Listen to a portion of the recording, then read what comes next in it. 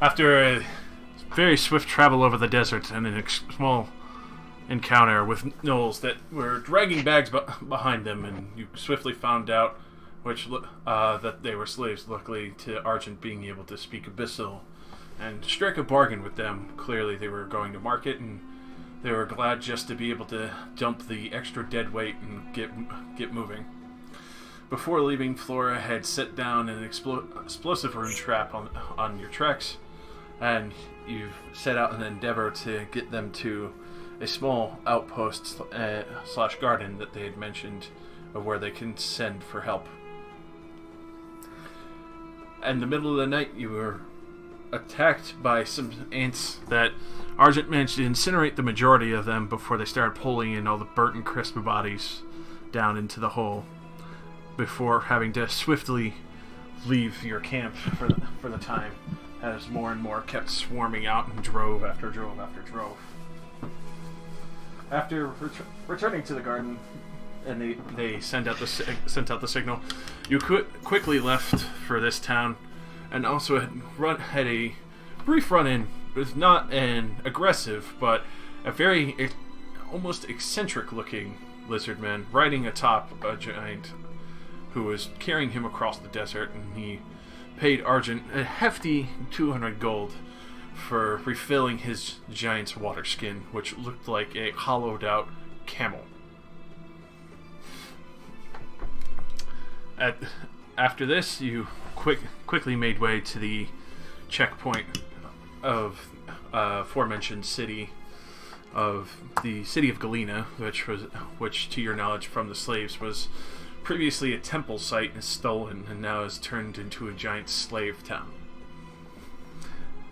Upon meeting the choke point where the guard lizard had been set with some of the UNT keeping watch over this choke point, Argent managed to approach as there seemed to be some confusion due to her sharp figures, giving some leeway into believing, especially with the unique spectral horses that obviously none have really seen, to possibly be one of the children of Galena.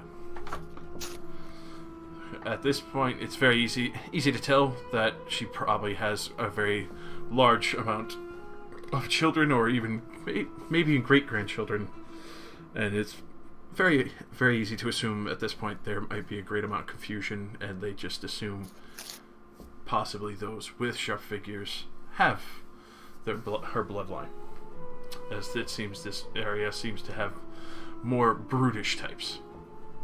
She really gets around. It's like a snake down a hallway.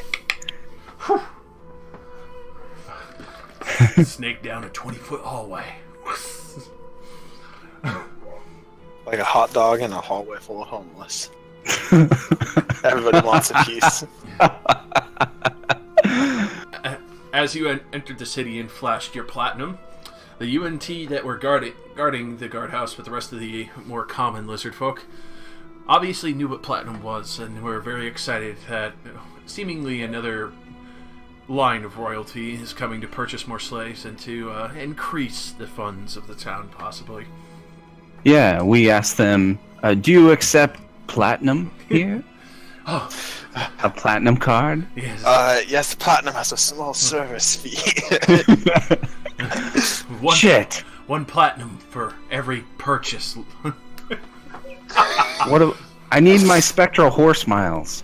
We don't do that here anymore. Fuck. Oh God. Sorry. It's fun. It's a great start. So after entering the city, Argent, you still got a few looks from the two UNT that were kind of whisper talking to each other. You could see that very clearly they were looking at you all. You got a small sense and feeling that they assumed that your entire company was your slaves. Oh, dude, another group of people that thinks their entire party are slaves. As to the fact that Flora seems to be a golem of some sort. Velnak is an exotic-looking slave, and definitely not from around here. As well as Kesh clearly being part orc, even though half orc.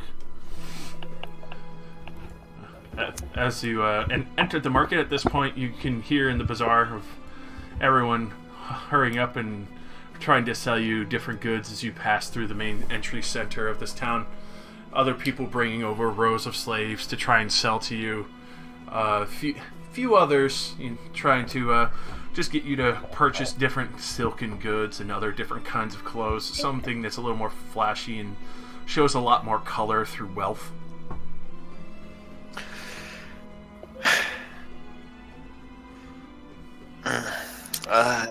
No, not right now.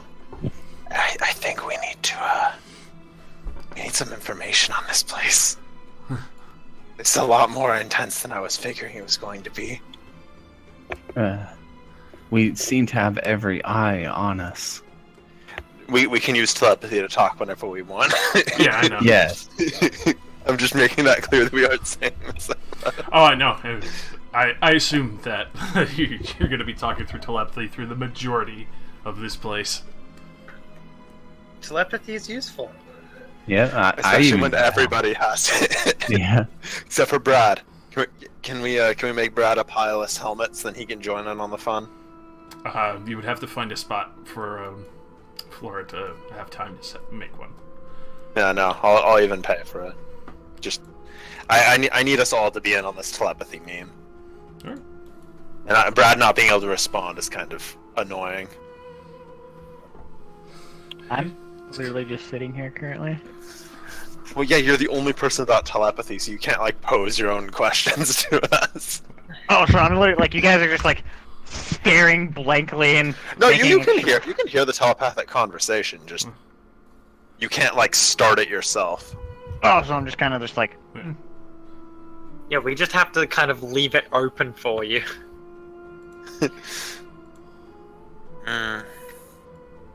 So I guess let's look for a. Where do we get information in this shit? I guess it isn't really a shithole. It's actually pretty nice. Well, they probably don't have an information booth. Well, going through the slave market areas. Chaos. Through the slave market areas, you could definitely see there's a few more strange-looking people. They're not lizard folk; they're humans, and they're riding on mounts. But they look more or less the city's kind of guard for the market districts. They definitely look expendable, but they're definitely much better armed and kind of perusing around, making sure that there's no issues being made. Looking for street rats. So our goal here is we want to eliminate the threat the lizard people pose in this region.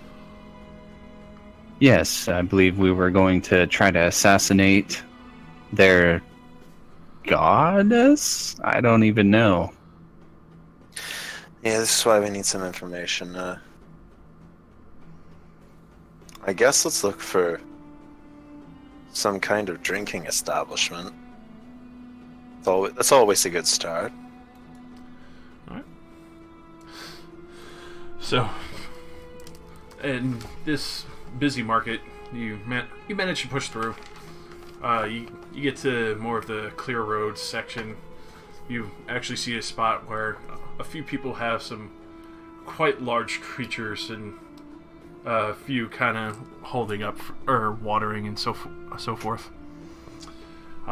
You do notice that it seems more of like an inn-type place, but the courtyard that you can see from the distance seems pretty open. It seems like a social area, even though it doesn't really have a roof overhead. It has a few overhanging cloth canopies and other pieces, and people are able to sit down and relax and just be able to talk a little, even in a little more privacy. But are beverages being served? At this place, yes, clearly by slaves.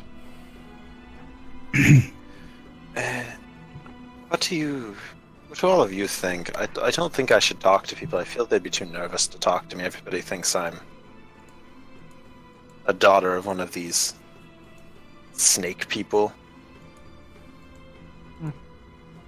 Well, it could also make things easier and a little smoother, perhaps.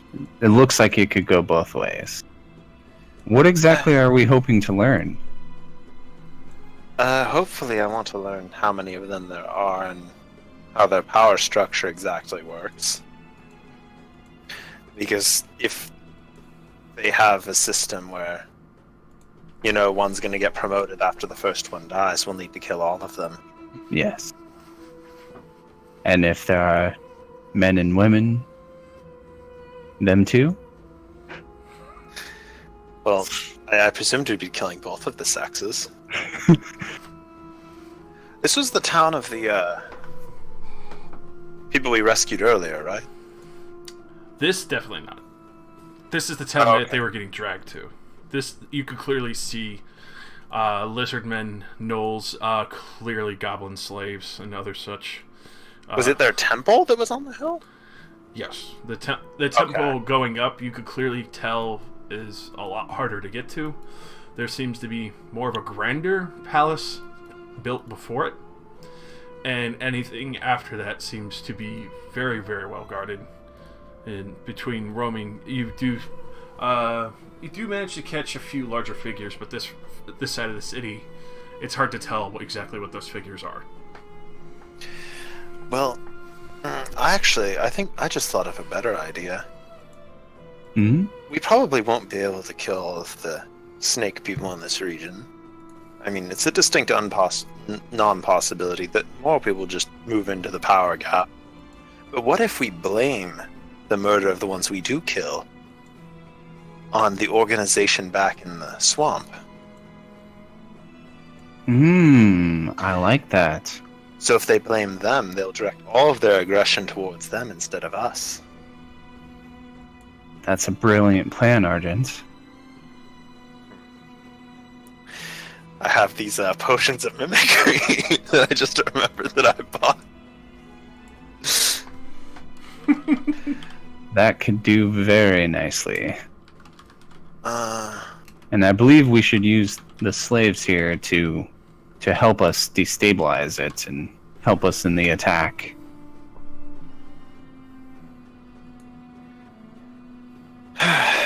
I'm not sure at what point all this will fall into.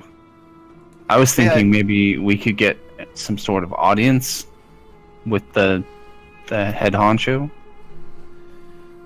I mean, they might be interested to meet me at least, and that might work. I mean, those guards' eyes lit up when you flashed that platinum. I guess for right now, let's try to gather some information. Let's see what we can get. I guess I'll dismount my ghostly steed. Goodbye, Swifty. They're still probably around for another couple hours, so I mean... we just I have, pretend to tie it up to the horse post. The fucking reins are just there, ethereal and floating. The knight tries to steal it, and they're like, go, and it's just like, why won't you work? And they just fall off. What the fuck? Wouldn't want to get our horses stolen. It's not like they're stealing something temporary.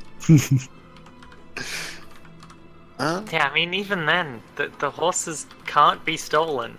I have to designate who can ride them. So they just try to get on and just fall. Okay, well, I guess let's go into the courtyard. Alright. Alright. I follow. So you're heading towards the palisade, or just to the inn's courtyard? The inn's courtyard. I'm not gonna just try to waltz into the temple already.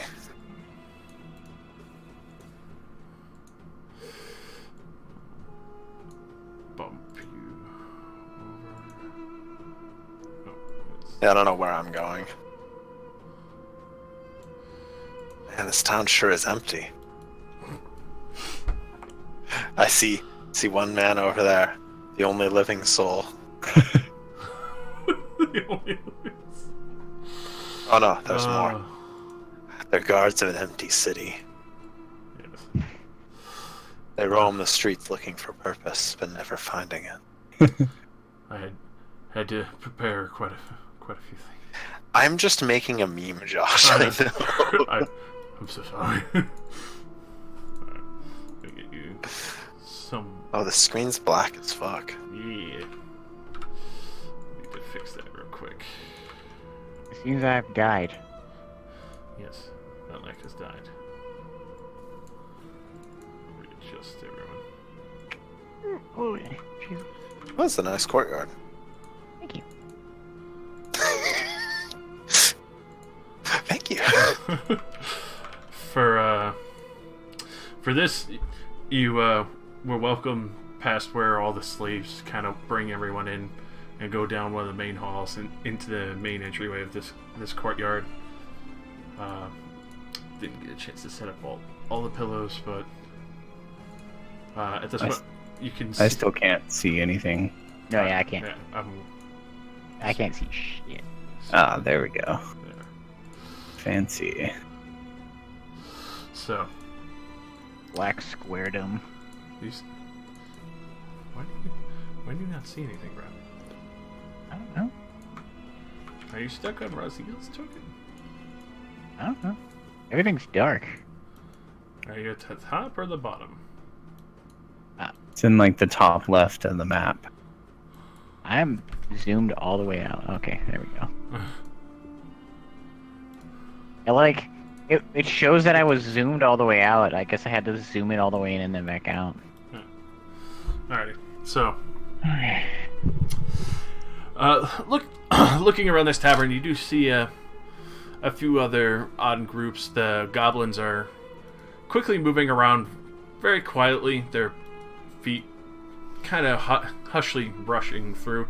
The only time you ever really hear them is when their feet kind of have soft footfalls on top of the stone stairs going upward. In the rest of the group of the people in this area, though, you could see looks like a few other humans that were permitted to be guards. You could see them in their garb, like the other riders were going around in town with the large, lanky, mammal-like creatures. Very relaxed and overall seems like a very trusting animal, even though it's a very sizable creature. You do clearly hear some of them kind of mumbling and arguing between each other of whether or not to go and bet on the arenas anymore. Whether or not they'll be able to make extra gold to get nicer equipment aside from the shoddy, rusty swords that they clearly have and very crappily made bows. It looks like something they were given just to kind of serve as a patrol. I motioned to a nearby goblin for drinks.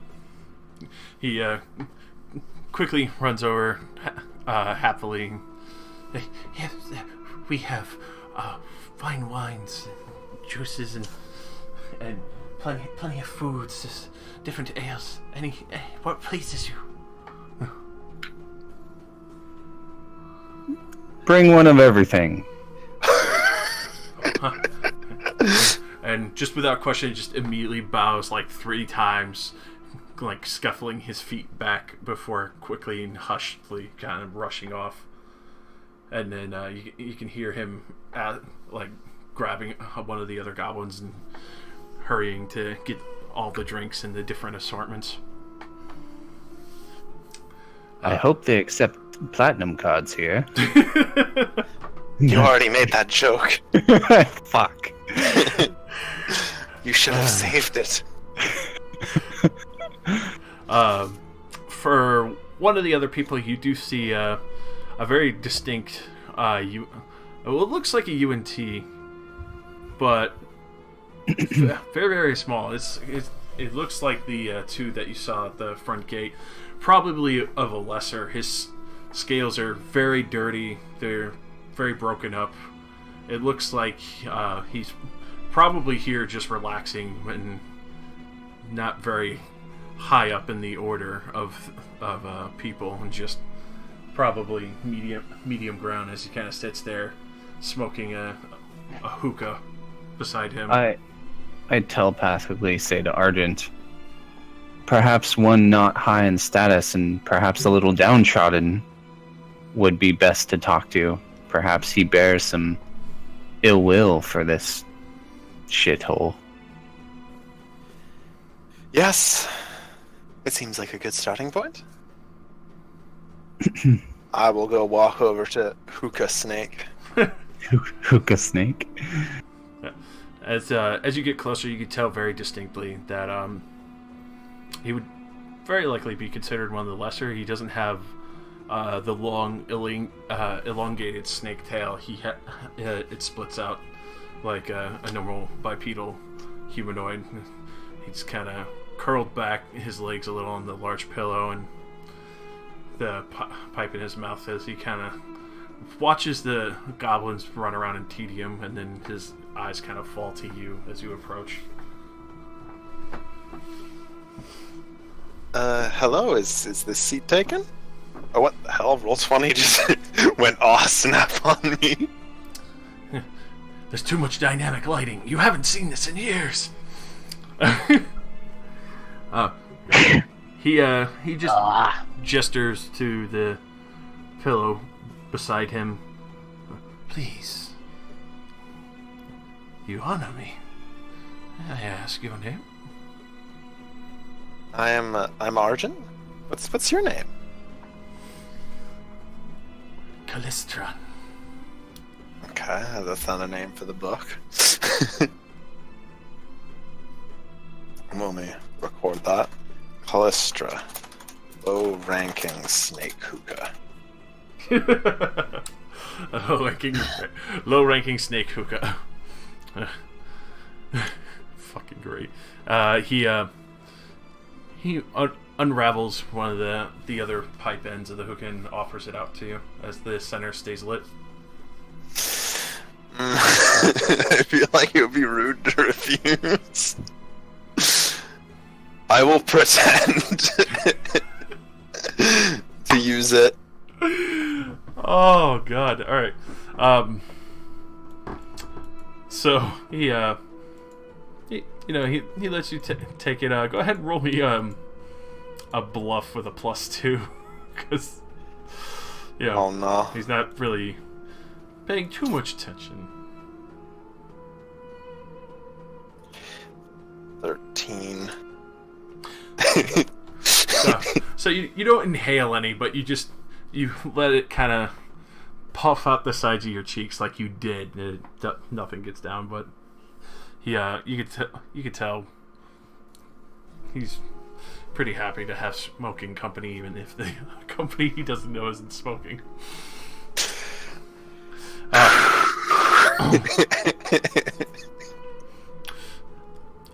have not seen anyone like you. You're quite a unique piece, if I might say. She's checking out that ass. Oh no.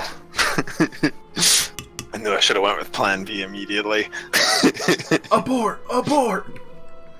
That's where I turn on the candle and I cast sleep, shackle somebody up, and use my magic to force them to answer questions. Where's the queen? No, you can tell he's just having good conversation and complimenting you.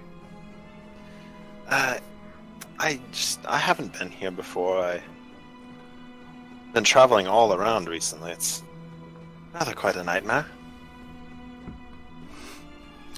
I would imagine if you're ending up in this pittance of a town. Did you come here for an interesting or unique trade? Well, I was interested to see what the slave market was like here. There's certainly a lot of them. I haven't seen this many slaves up for sale in a long time, at least a couple of months.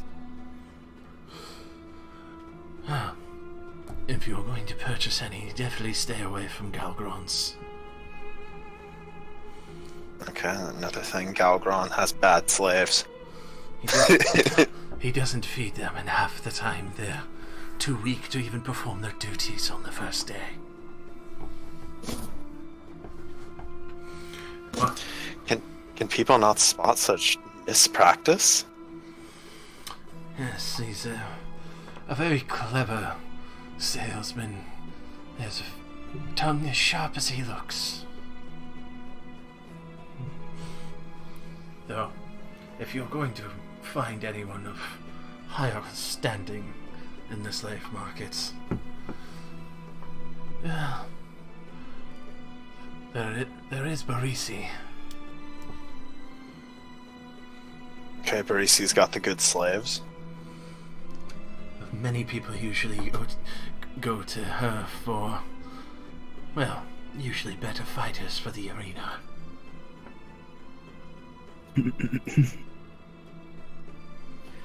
Okay. I heard on the road that people had only the slave market was a recent addition to this area. Everything went very quickly in a very short time.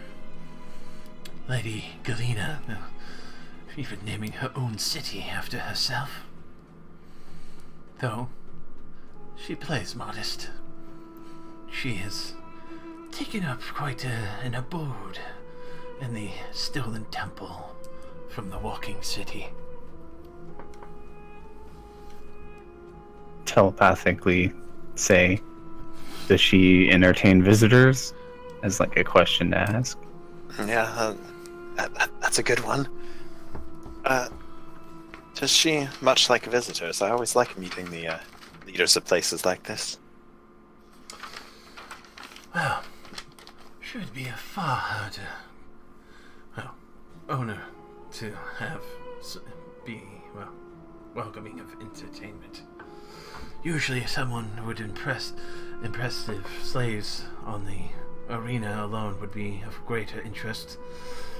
She always does like trading for the more diamond in the rough type. So you lagged a little bit there. What I assume that you just said is something about her, she's impressed by people with fucking good-ass slaves in the arena. Mm-hmm. Okay. And these fights in the arena, what are they? Single combat, or are they group combat? I was just about to suggest this. Oh, so just assume origin, or I was saying that out loud to the dude. Alright. I mean, it's not like you can't talk about it. So, yeah, you can tell he's not offended at all. It's at this reaction alone, you could tell he's actually probably the very bottom of the barrel here. Well, you can fight in groups, though the ones that always seem to gain the most attention are single combatants, but I don't think many would survive the creatures that they usually do in the final endeavors. There's one very, very special prize that one of Galena's daughters looks over. She's usually the one who decides who gets to have the honor of being guests in her mother's temple.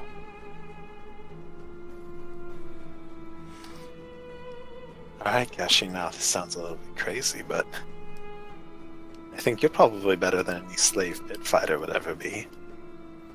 I agree. I'm down for that. I'm sure I could catch the eye. You know how showy I am. Yes, you certainly have a flair.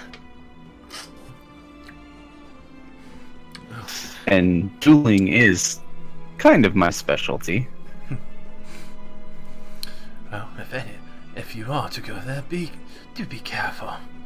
And if you do place a bet, be careful to choose wisely. Bet it all on my opponent. No, I'm just kidding. Wow. The fight to the death, though. Yeah, I know, but I bet enough that I can easily pay to be revived. Plus some. I'm gonna be rich. I bet 500,000 on my opponent. Excuse me?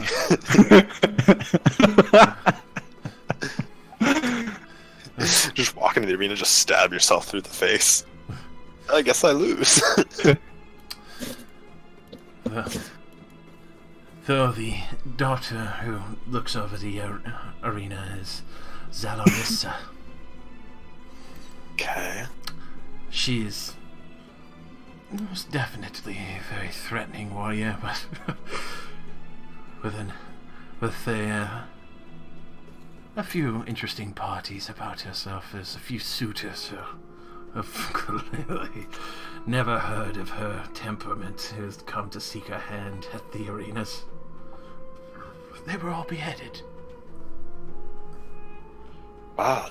Just for asking for our hand? Well, they had to prove that they were better in combat. Oh, okay. Alright, then. That's a little bit more understandable. That was quite a humorous day.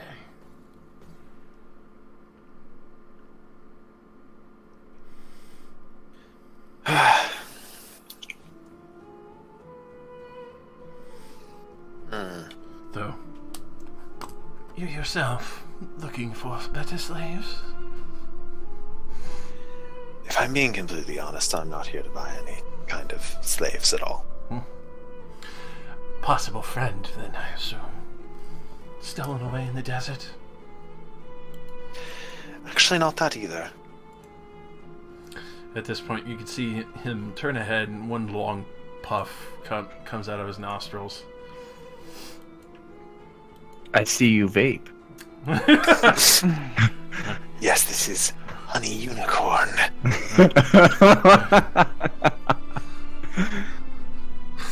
Oh my god. That is some... I would love to see that as an actual flavor for vape. It does have ridiculous shit like that, like fucking fruity pebbles and. There's a vape shop really close to my house. Oh god. You should tell them that Honey Unicorn. Slide it under the door. Yeah. But as he looks at you and studies you for a very long moment, you're not here for a friend. You're not here to trade for slaves. As she mentioned, she'd like to meet the leaders here and schmooze, as it were. Perhaps open up some business relations. As he takes a long I'm breath. sure word has gotten around that my lady here is, well, quite well connected and well funded. We just got here like less than an hour ago. I don't think word travels that fast, does she? I don't think that's actually possible. No, when we were coming in, like, didn't we create like a big ruckus? And then we ordered one of everything off the menu. I don't know. That seems baller, but. In which, at this point, Kesh, you do actually see like 5 goblins hobbling out with trays over their heads. One actually just has a whole selection of drinks that they've poured out into different mugs, tankards, and cups. Yeah. What did you order? Had to keep up appearances, Argent. The other one actually brings out a hookah with a different selection of smoke between different tobaccos, others that look more questionable. I'll motion for the snake guy to help himself. My lady is generous. As I am allowed to ask when you ordered. Oh god, what is it? Trying to remember persuasion. Yeah, I don't know how that's persuasion. That just sounds like you're giving out free food. Oh no! Fucking Diplomacy? That's it. Thank you. Too many additions.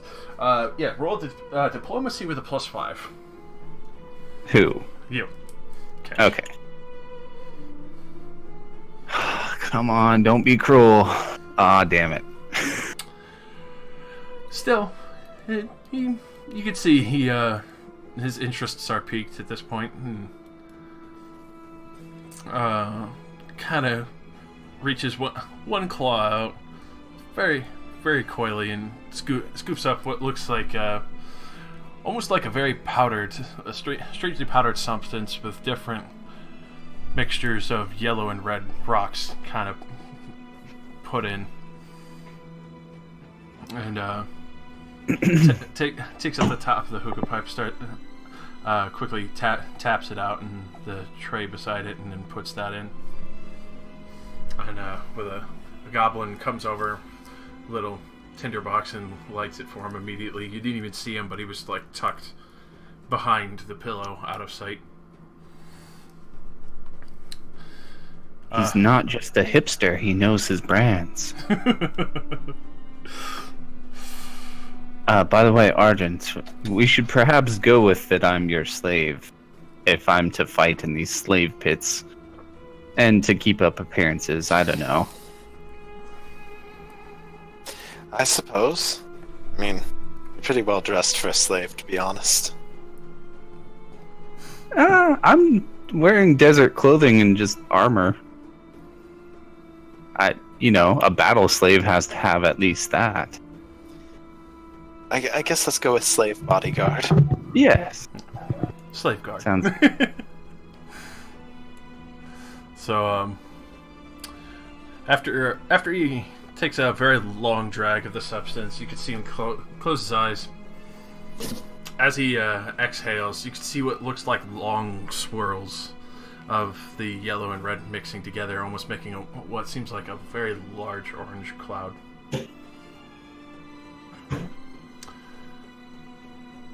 I would suggest studying your opponents if you're going to this arena to impress the daughter of Galena. The Pearled Arena, as spiteful the name is, it's a very vicious and ugly and downtrodden place. Many gamblers, pickpockets, cut purses, slaves seeking just to have a better master through proving of combat. Though what many don't realize, and I myself have been unfortunately barred from betting there anymore, is if you study the rotation of your opponents, you might be able to avoid the worst of them. Kind of like Pokemon. You choose the right one. They have type weaknesses, right? Yes. Steel is weak to fire and water. Oh God. There is a very large dread god, though. Galena's pride and joy of the arena that she used to watch every day before falling out of disinterest of opponents not worthy to fight it. Did you say dread god? Dread guard. Oh, okay. It was from one of the original outposts of the Red King's kingdom before it fell. Very vicious creature. Is it an animal?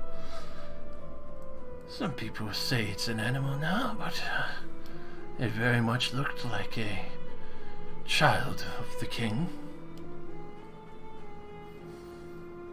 It's very furious and infernal nature. You feel the heat brimming off it when you watched it fight. I would only go on those days and bet on those who were going to lose, even if they showed great promise. I've seen it take down, well, I think the largest group was easily 7 opponents.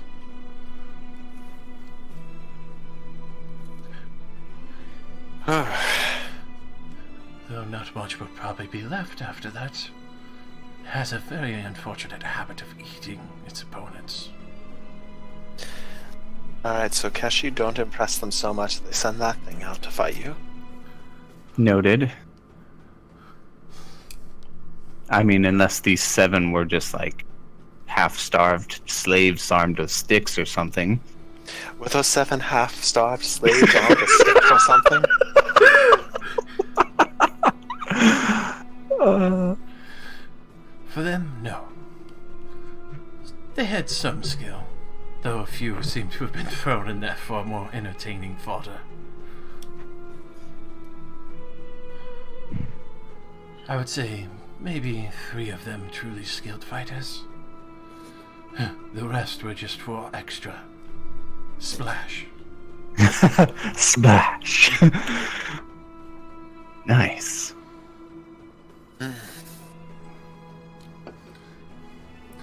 Alright, I know Zarissa loves to watch the arena still. She is still quite the savage fighter herself. I know if there's any other riots that usually have broken out, she's been there to collect a bountiful amount of skulls. Riots, you say? Is there a lot of unrest here? Slaves everywhere, of course. No factions or anything like that, right? oh my god.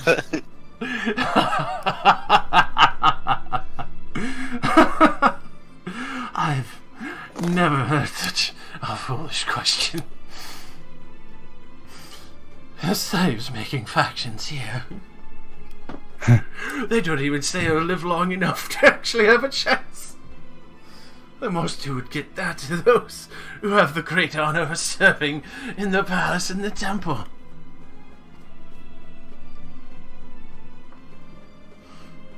Well, I'm sure they die easy enough.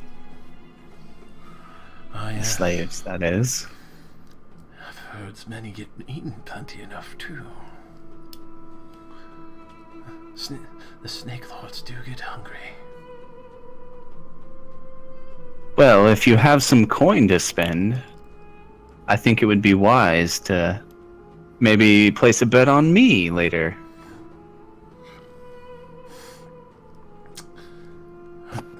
If my mistress so wishes me to fight.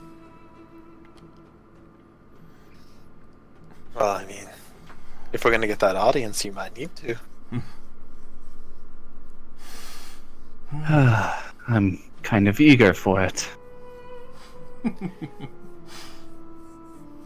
Valnak, you're over there in the corner. Why don't you come sit down?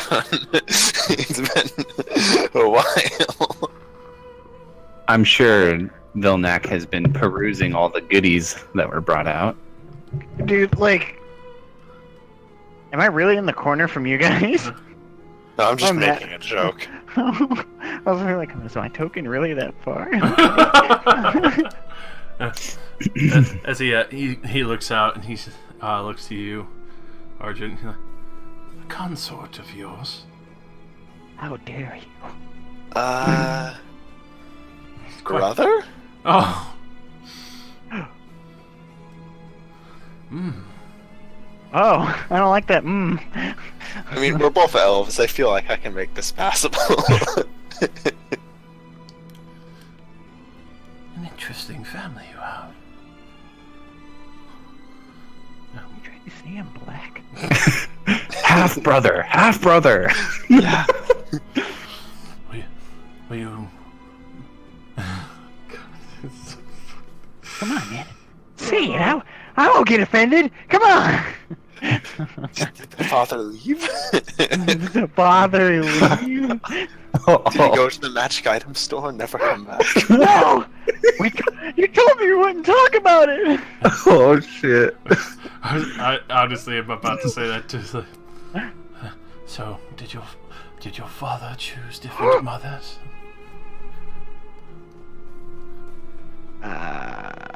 You can say that? I mean, you can't have... Skin color isn't that different. Are you like a pasty white? Yes. Absolutely. Absolutely. I'm like, you're like a pasty white, and then you look at me at the other shade, the other side of the Fucking shade. charcoal black. Just yeah.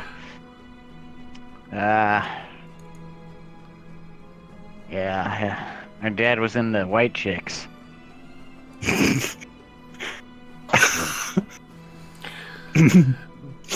Better than my father, who was more into orcs.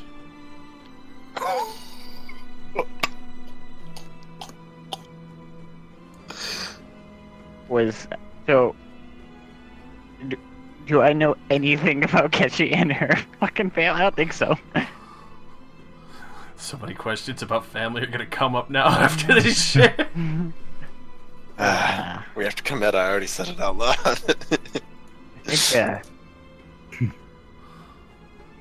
think somewhere in the Keshi family there was somebody into works. Well, obviously, Velnak. Come on. I'm just trying to make a connection here. 51% orc, 49% human, or the other way around? Ooh. I don't know. Oh. But,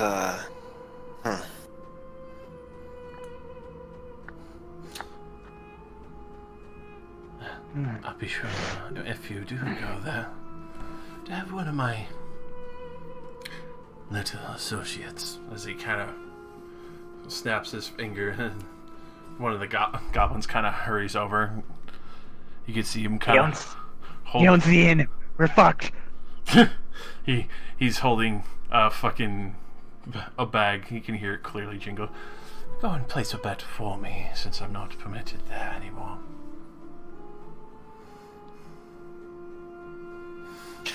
mental note, even at his incredibly low rank, he still has slaves.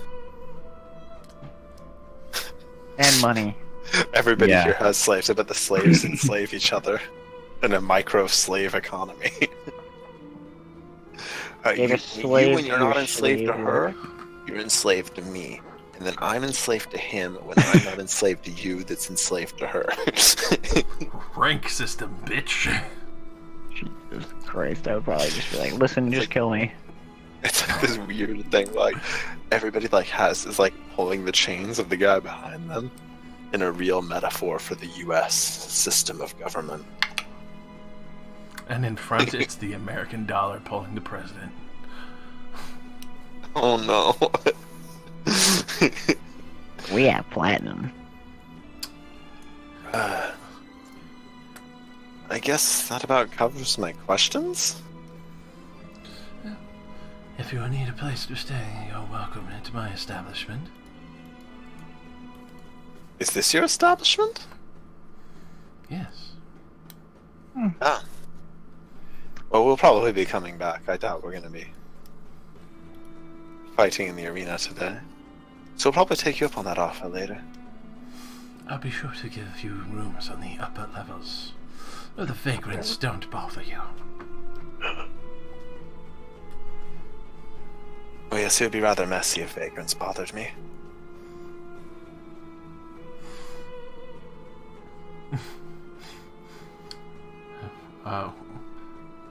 As he kind of sits back, you see he kind of just snaps his fingers and kind of shoos for the goblin to kind of go out the door, but sit there waiting.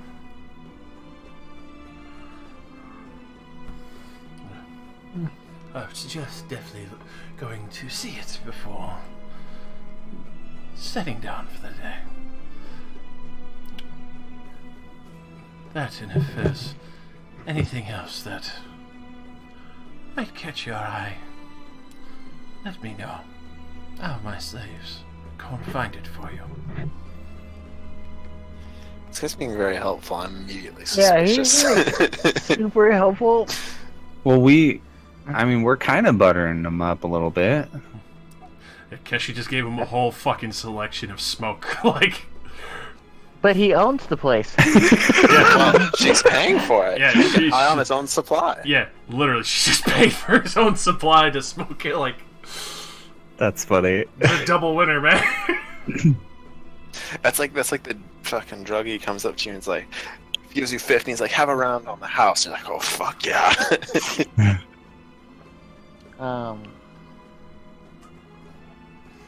And besides, who knows how many other fucking slaves.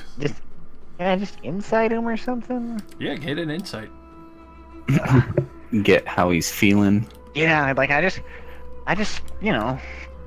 It feels kind of fucky, you know what I mean? Yeah. I need Nibba the Toasty 7.2. You don't even have your character sheet up. What kind of amateurs am I playing with? 21 is what kind of amateurs you're playing with. All right. You definitely get the feeling that he's trying to run kind of like a quick business poll on you, and clearly interested in keeping an eye on you. Not sure entirely what his intent is, but you could kind of get the sense that he might have ideas. He's trying to rape us. Immediate jump. For eternity, all snake people are trying to rape you now. Oh. Don't tread on me. So he's gone now? Like he was leaving? He ordered the goblin to hurry off. He's still sitting on his giant pillows while smoking. Well, milady, should we go and see the arena? Yes, we shall. I'm gonna take out my mask. I'm gonna get it clicked into place. You have a mask? Yeah. Yeah, you got one. I have a mask of the eye leech. Oh, okay, that. He finally decided to put it on. What does your mask look like? I don't know. I was just gonna go with the normal description of the mask of the eye leech. Didn't we take it off that fly thing? No, I bought this. Oh, my eyes, they're being leeched. Why did I buy this item? Why is this so literal? Oh, it's crafted by a guy in the Shadowfell. What would that even look like? Probably very dark gray. Matches my skin tone. Alright, cool. Gray, muted tones. It's like, very probably ashy. decorated. Like embossed black enamel-like material, probably out around the edges. Yeah. Ever watch Darker Than Black? No, not gay. It'll look like that mask. Just maybe a dark, very dark mask with the eye holes and a weird smile on the face.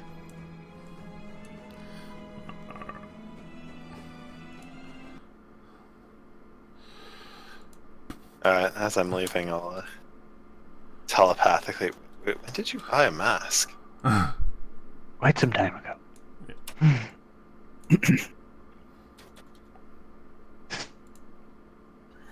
Seeing as we had come into some money, I was like, I might need it. I don't know. Holy shit. Welcome, friends! I'd always want to do that thing that I read about in a book where you swim in a pile of money, but I guess we'll have to wait for that till we get back. Absolutely. As you It's weird not being hungry. You know what I mean? Oh my god. Fucking she's in the Thunderdome. He's in the Thunderdome.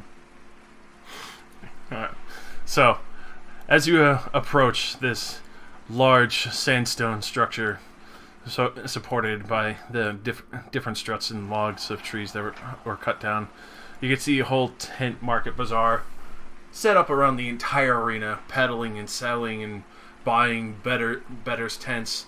You can even see the slave cages behind the arena, where you see gnolls cracking whips and screaming and barking and snarling at different slaves as they're kind of ushered in and out. You see the last batch of slaves coming out from the arena fight, along with the other being dragged away, looks like he was cut in half. As they kind of pull him up out of the pits, you do see a few other larger cages that are very loudly banged upon. Different large snakes, lizards, other strange-looking creatures, and so forth line the outer edges. You can tell they're not as significant compared to the others that are much more largely coveted and have a lot more attention from the other slave keepers and gnolls that are going around to the other slave pens and keeping an eye on them. As you also walk by, you get the waft of different smells of food and other items and different spices and other people peddling different wares and some people talking about the great city and be sure to buy a trinket or a bauble before leaving. And you can see just different kinds of crafts from all sorts of different artisans between vases and such, just trying to garner more attention. As you approach the front, you could see a tent canvas tent set over the top. A few guards kind of keeping watch, not really paying too much attention. It's just to rush people through the main entrance and then make sure that nobody blocks it off, to make sure everything flows freely, and obviously just in case if anything else happens. Upon walking in, while hearing all these creatures cheer out and yell out and cry out, you see this immaculate looking set of seats, stairs, and chairs, all different sandstone and limestone, different pillars set up down in the arena, chains, the sand pits going down below. You can hear the whirring of what sounds like almost like billows for a moment, by a slight buzzing when you look down, and you can see red stained, what looks like metal blades spinning from the outer edges of the wall, constantly being turned to have more hazards in the arena for the time, as well as a very beautiful woman in the middle, surrounded by what looks like a bone cage, kind of keeping the attention of all the other whooping crowds and between the gnolls and the lizard men. You don't see any goblins other than people sending them over to the betting booths. It almost seems like goblins and other lessers are not permitted to sit in here. Though you do see a few kind of down by what looks like the different slave pen doors, and a few that seem to kind of quickly scuttle back and forth towards the more further entrance across the way, where the slaves clearly come out, obviously guarded by the other gnolls that have whips to try and make sure none of them try to sit there and wait or just try to hide out there, and clearly have whips to motivate them out into the arena. As you enter in between the sun beating down and all the noise and the crowds, you could see very clearly across the way the very strangely dressed UNT, the long staff to kind of jingle, and almost looks magical in a way, as he's adorned with his fine regalia, as well as a few other UNT who don't look too high in rank, but clearly have enough honors to be in the royal section, as well as two very large snakes that are clearly guarding the one in the middle, both with two swords and very unique brown bronze looking scales, and almost white sandy white belly scales going all the way down, with large hoods on the back of their heads, clearly guarding the one in the middle, who has seemingly the upper body of almost a human, with different scales adorning over her upper torso and sharper looking eyes, with a very elegant and beautiful gold scale pattern going all the way down into a mixture of sandy yellow. As she kind of studies over the arena, you can see the two swords adorning her hip, along with a golden crown on the top of her head. As the crowd keeps cheering out, you do see one or two slaves going back between the main royal tents, kind of tending to her whims, getting different drinks and foods. The other two guards just keeping at attention and watching very carefully. As you look down, you can see what looks like a very horribly mutated and very hairy goblin that stands a lot taller than what most goblins should. quickly clawing and swinging at another very darker-skinned man who's wielding what looks like almost like a wooden bracer of a shield. It looks very tribal, and a very shoddy-looking sword is just defending himself. You can see the stains of green blood from the goblin and covering his sword as well, as they quickly run in at each other, clash, and then just step away. And what does it seem the purpose of the woman in the middle is? Is she the announcer or something? At this point, you can tell she's showing off. She's very well dressed. She looks actually very, very pricey if she is a slave. So maybe that's the prize, is what you're saying? Yes, you actually do get a very large inkling that she is the prize for whoever the last standing slave warrior is, which you would just at that point you would actually hear the announcer calling out over the crowd. We're getting closer to the end. Who will win this beauty for their masters today? At this point, you can see them very harshly brutalizing each other. At this point, the goblin quickly grabbing onto the man's sword arm, digging his claws in, starts trying to lash out, while the man just quickly breaks his shield and just slams a splinter into the goblin's throat and throws it to the ground and just repeatedly punching away until it completely shatters and the goblin just has a throat full of wood. Nice. Fuck. So, Keshi has a very excited look on her face, and she just is eager. You can tell. As the man stands up, you can see him very bloodied. His arm looks very torn up from the goblin's teeth. Stands up, holds up the one arm with the broken shield as the rest all call out and cheer, and excited, standing up, roaring. And you just hear the announcer again. Another one of Zalrissa's abominations destroyed. But Abomination. God, it made me laugh too much. God damn it, I can't stop laughing. By Gelgron's favorited Zandron. Well, apparently not all of his slaves are shit.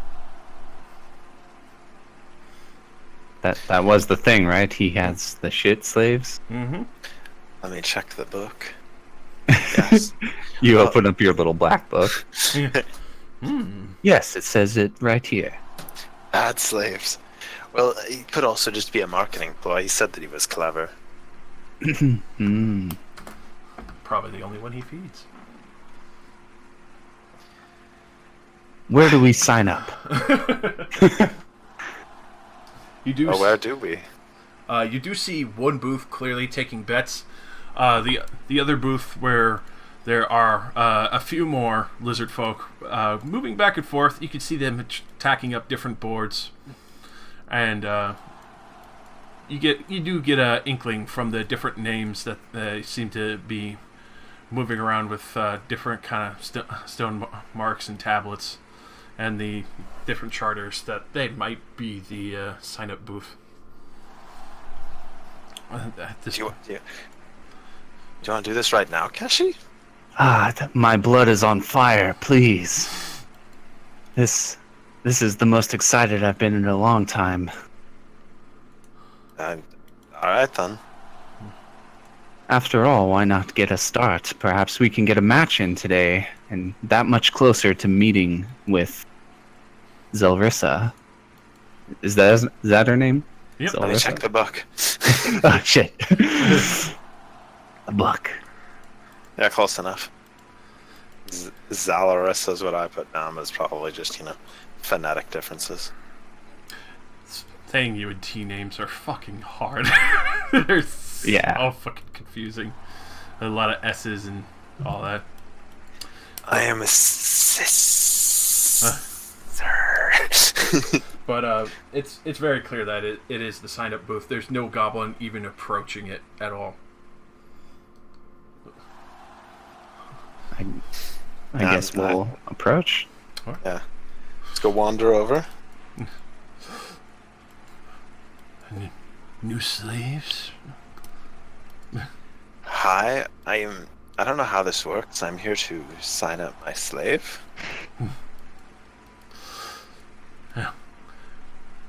Whoever your slave is, we'll wait in the back, but you do sign up how many combatants you're registering today.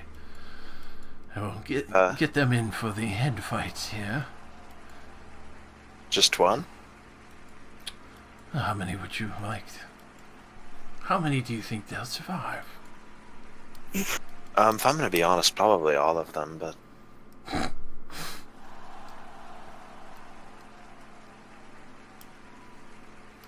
I am here to fight for blood and glory, as my mistress commands.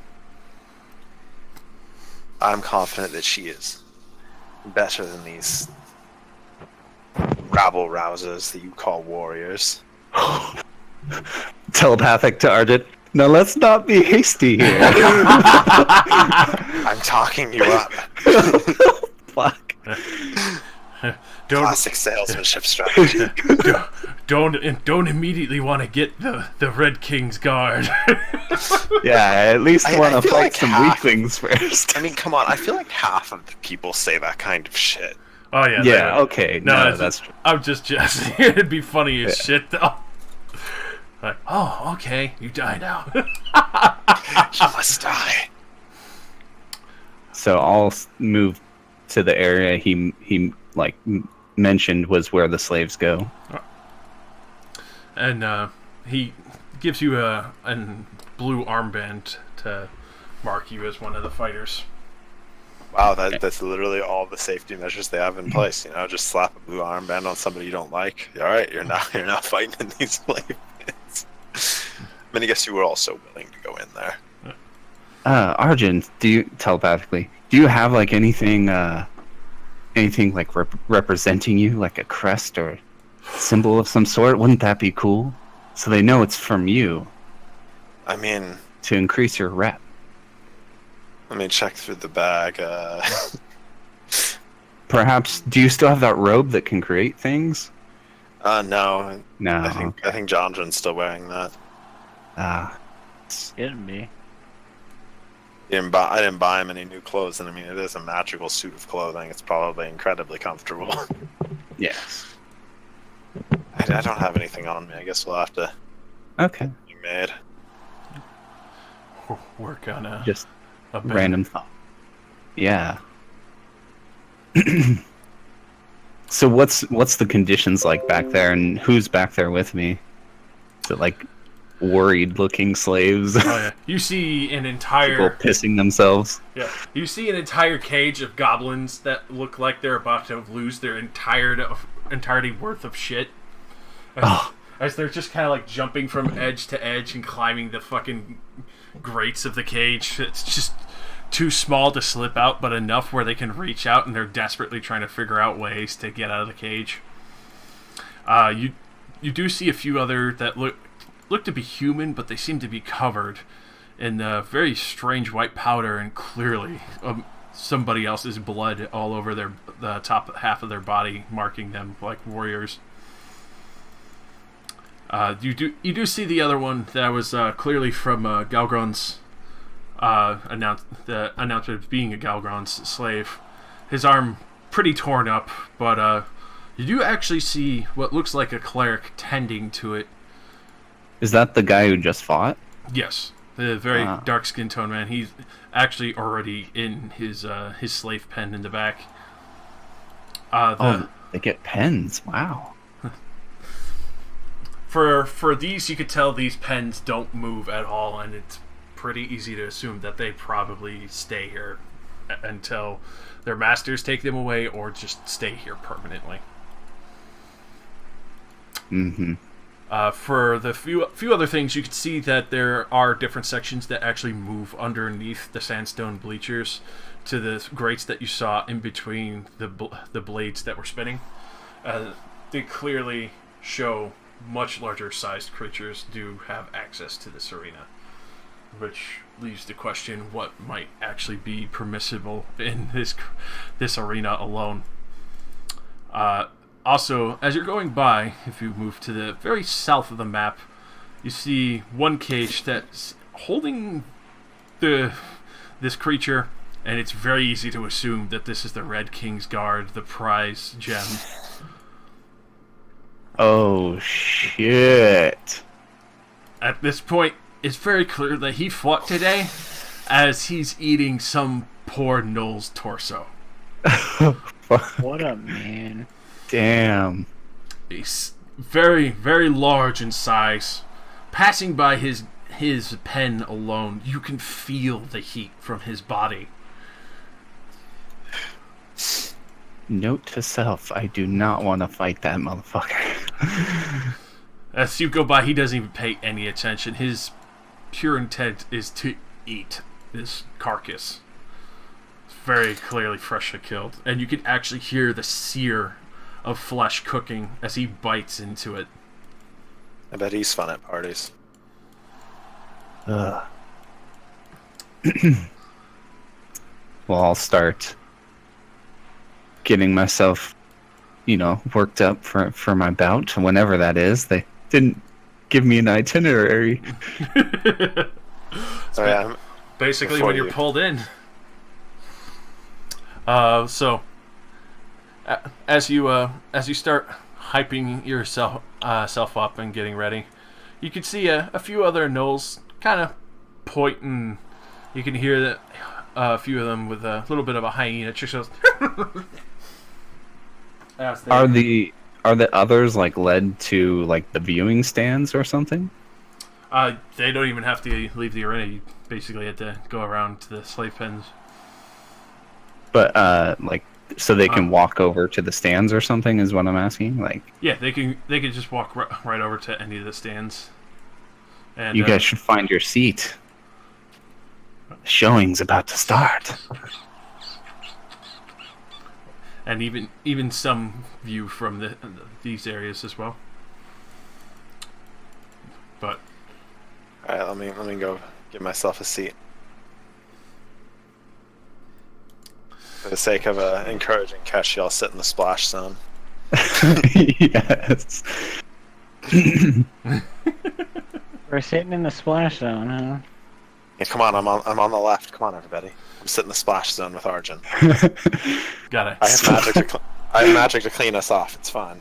They don't hand out the plastic sheets. No, they only have gold sheets, and that's purely for the UNT.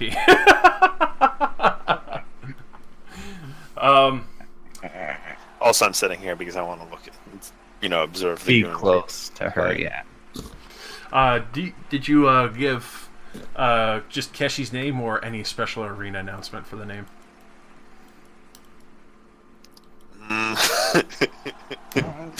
The Thunderdome. Keshi the Destroyer. I'd send a big bad man at her.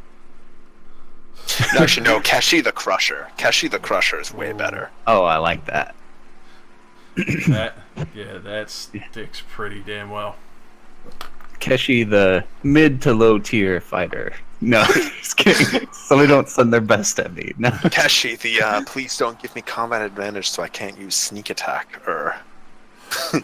Oh god. Keshi, the it's better to 2v1 me as then I'll be denied combat advantage and you'll be a significant advantage because my class makeup is, part rogue. That's why it's a 1v1. It's true. So, where's that? There we are. So, as the Knowles and Lizardman look over, you can see just a few other interesting types of people here.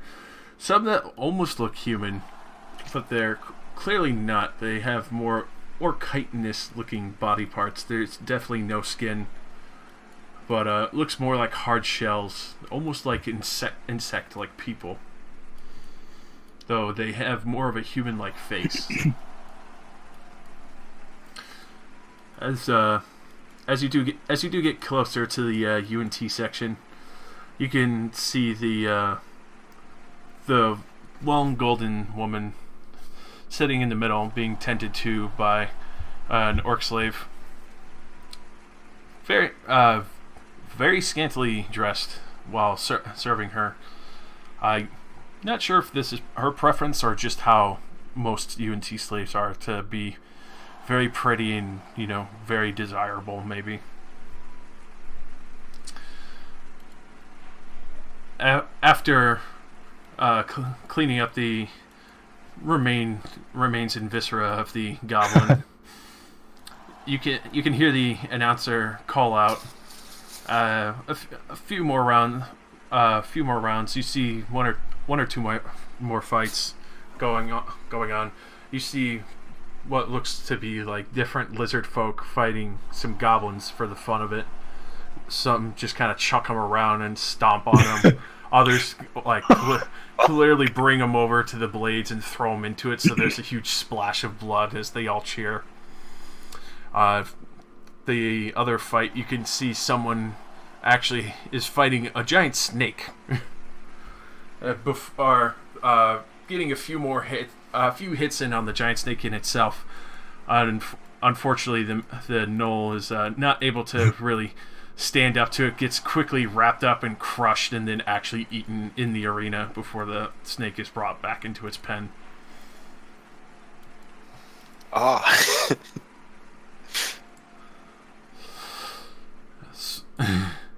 So, finally, after all those get cleaned up, and you can hear the loud cheers.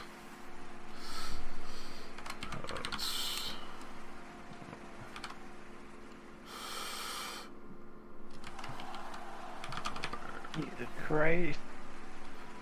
Oh, it's fucking brutal. That's what you pay for. I think that's what you gotta do. We didn't even pay an admission fee, though. Yeah, we didn't pay any admission. We're just here. Also, that's another thing. Is anyone going to place bets? Yeah. I mean, I'm gonna place the bet that the guy asked us to place. I'm not sure on what. For that, when you turn around, you actually would have noticed, if you were going to the booth, that the goblin followed you all the way and actually went to pay for the bet after hearing the name. Oh, what a good man. I'll bet that 200 gold that I got from filling up that guy's water barrel on Keshi's victory. Alright, so 200 from Argent. Anybody else? I gotta start off small to make sure their betting isn't rigged. Yeah, we'll start off small. 200. So 200 from Belknap. Also, I feel if Flora probably doesn't give a shit. Does Flora care to bet? I'm assuming Flora died. Rozzie's mic's been muted this whole time. I assume they're busy with something. No, I just haven't really had anything to say. Flora's just playing her role as a golem and not saying anything and following people around. It's easier if they don't think I'm sentient. It's true. Alright. So, Arjun Belknap, you put 200 down Keshi the Crusher. What did she crush? Helvises or other things? It's whatever's within reach. God damn. Not what I want. I once showed her the bill from a restaurant. She crushed that too. So, after a moment, you see the gnolls quickly point to you, Keshi, and start waving you over, waving the whips around. Gotta have the fart, no! I definitely do not let them whip me at all. Oh no, they're definitely not hitting you with it, but they're quickly pointing for you to start heading down the lane. Yeah. Okay. She has to be like the most well-dressed and well-armored slave that's like been in there. Probably, yeah. At this point, you can hear the snake announcer yelling out over the arena. And today's challenging a new slave owner, bringing in Keshi the Crusher! Woo, Kashi! First thing, the very savages that took down the giant scorpions of today. The Bloodbathers!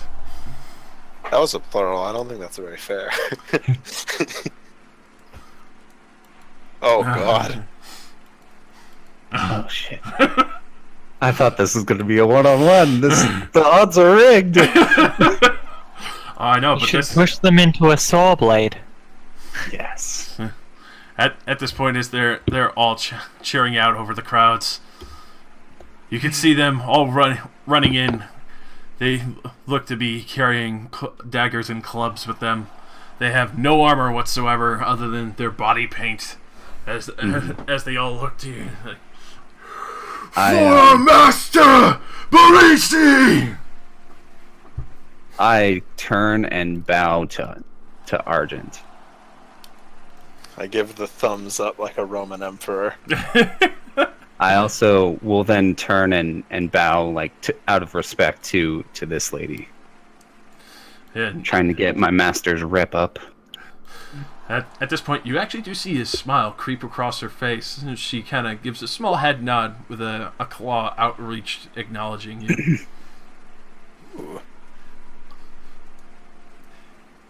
Creepy snake lady will remember this. Yes. Respectful slaves. Wow, my telepathy doesn't... It barely reaches you right now. I only got 25. It's okay. I have telepathy 20. Oh yeah, you have the fucking Warforged part, don't you? Yes. You have The good thing reception. Paracelsus tortured everybody with. Oh no, one of them crit his initiative. It's already over. Oh, don't worry. He's the furthest away. So let's get the... Go and immediately try to kill the prize. Ooh. Oh, you better not win that fucking woman. I don't know what we're gonna do with that. You could leave her in the care of the inn owner. Oh, I bet I know what would happen to her then. She'd be taking sauce. It's like a German man at Oktoberfest. My fucking god, man. Yes. So, immediately you just see one of them start running out.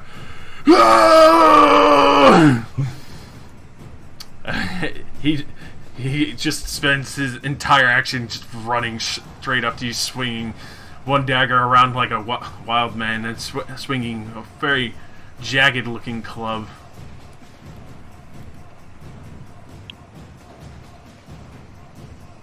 All right. All right.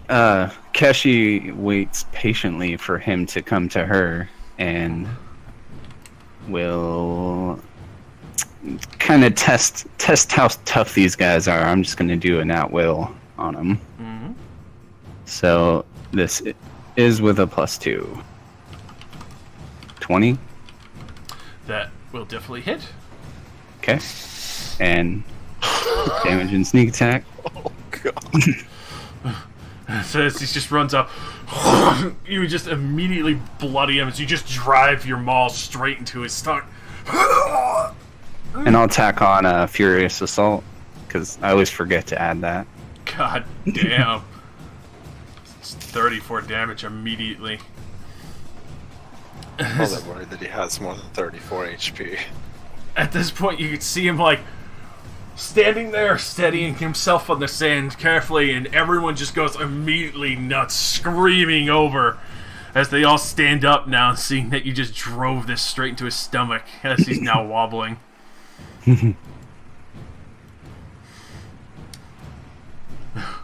I'm also going to tack on a free action daze onto him with Surprise Strike.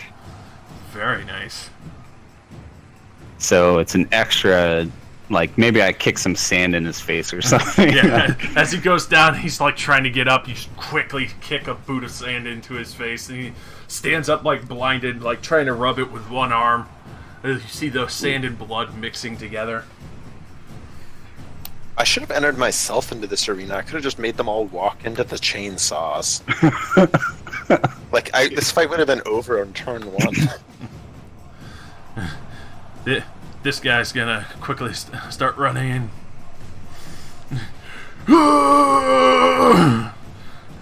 And you get to this point, and he's just gonna try and charge you. As he quickly comes up to you, you can see him running up beside his ally, and then just. I'll use an interrupt. Ooh, go ahead. And I'm gonna shift half my speed. So he just quickly runs up, brings it, 1, 2, 3. brings it down into the sand, and you're already stepped back as he trips over himself a little bit. Keshi does like a flip and then slides back all cool like. Oh fuck! Yeah. It's all about style points in the arena. I clap.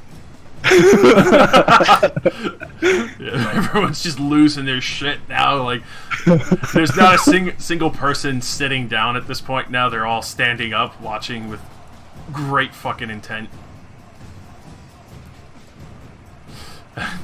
At this point, this guy, is just gonna double move.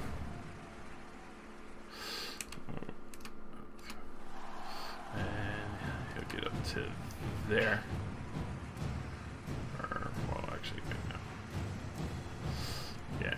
He'll get up to there because he kind of quickly moves into Trying to position. circle me, huh?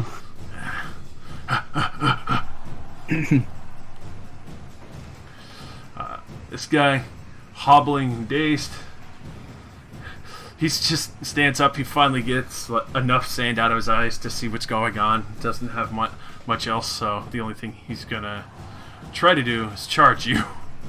Okay.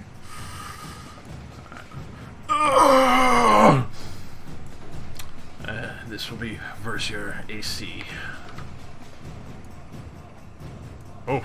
That misses. As he just swings wide, still sand in his eye, like blinks for a moment and just goes completely wide. You barely just lean to the side. Keshi. Alright, I'm going to hectoring strike this man. It's probably overkill, but what the hell. Let's see. So this is with a +2. Oh fuck! I rolled a 1. Oh. So as you pivot on the sand, you don't really realize for a moment that there's actually still broken weapons in the arena. Unfortunately, you catch your foot a little bit on the shield, and you just swing a little too wide as he's kind of stumbling around blindly. All right, I will action point because I gotta finish this guy off to reduce their numbers. As they're now moving in. What should I do? I'll try a brutal trick. He can get a free attack. What? He does have a -2. That is true. So that would drop him to... Oh my god. Oh, fuck. You left yourself wide open. So, as he's kind of swinging around wildly, you trip on the shield. It just leaves you... it leaves enough opening while he's swinging blindly to bring the club around to catch you right in the side for 13 damage. Okay. But it was all part of her plan as she hopefully hits 20. Definitely Oh hits. god. These guys aren't wearing any armor to speak of. Oh my god, he just... That's... So 50 damage. How's he like that? So, I'm going to aim my blow to take off his head and launch it into the stands. you fucking bring your maul around after it connects to your side, pissed as ever. There goes his head clean off. One of the gnolls actually like jumps up and catches it, holds it up, and just...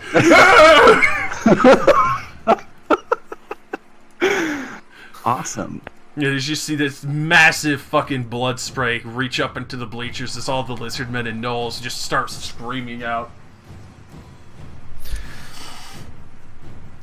Oh, when I said blood sport in the books, they weren't kidding. And then I'm gonna take my move action, and I'm gonna move right here Oh by god. the saw, Oh god. and I motion for them to come closer. Holy shit. I, So they both see the head, they see the body on the ground now spilling out. They see you standing next to the blade, and they're just sitting there, and you could see them like just work themselves back up. Starts running back up.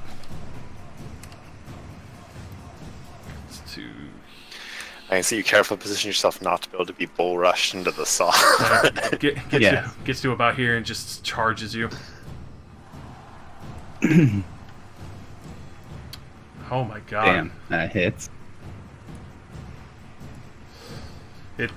It's their fault earlier. We were rolling up joke characters.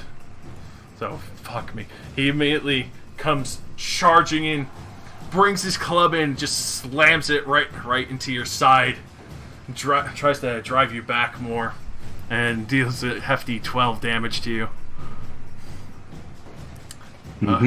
This guy, he's gonna quickly just start tucking in, jumps past the pillar and gets into position near you against the wall. And with this, he's just going to try and create an opening as he kind of... You see him go to hit you with the club, and he tries to fake you out. This is going to be versus your reflex. Okay. Okay, I'm gonna use a reaction Go to ahead. him attacking me. It's a flashy riposte.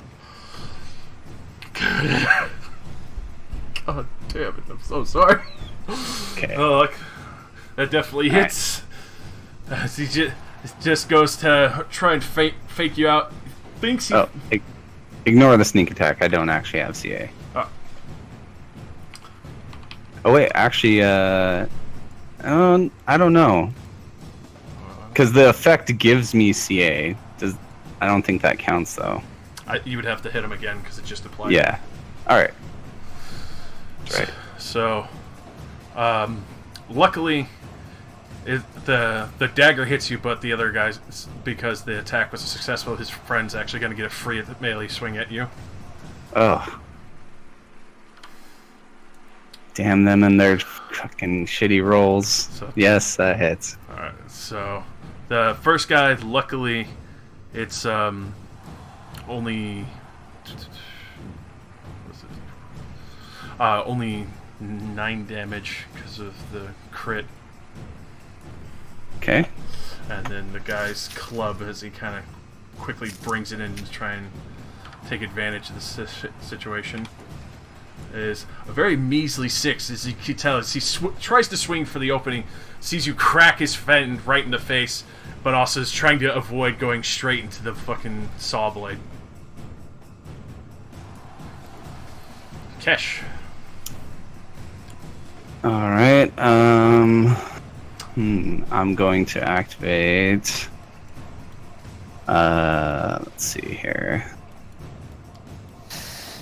Duelist Prowess, which is a stance, and then I'm going to tumble.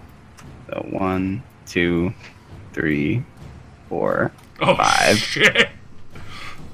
And can I push him? Yeah, Like just bull bull rush rush him? Yeah. So what is that exactly? Like half level plus strength, or? I believe it's just a melee attack against his AC. Okay. Melee basic? Yeah, just a melee basic against his AC. Okay. That definitely succeeds. Oh, okay. Like I said, Perfect. they're not wearing armor. So you That's fortitude. It's still fortitude. would hit. Okay. So this is gonna be fucking brutal. Roll me 5d10. Sick. Oh, didn't see that one coming. So you immediately rush around. The guy thinks you're running away. Goes to look at his buddy to see if he's gonna be alright. Barely sees you the last second, and then boom, as he just bounces off the blade over to here. You see it immediately fucking bloodied him as he's now laying on the ground, spitting out blood. Fucking hardly holding on from that. And he's also prone. And that's right, I almost forgot. Also taking ongoing D10 untyped because of bleeding out from the huge gash.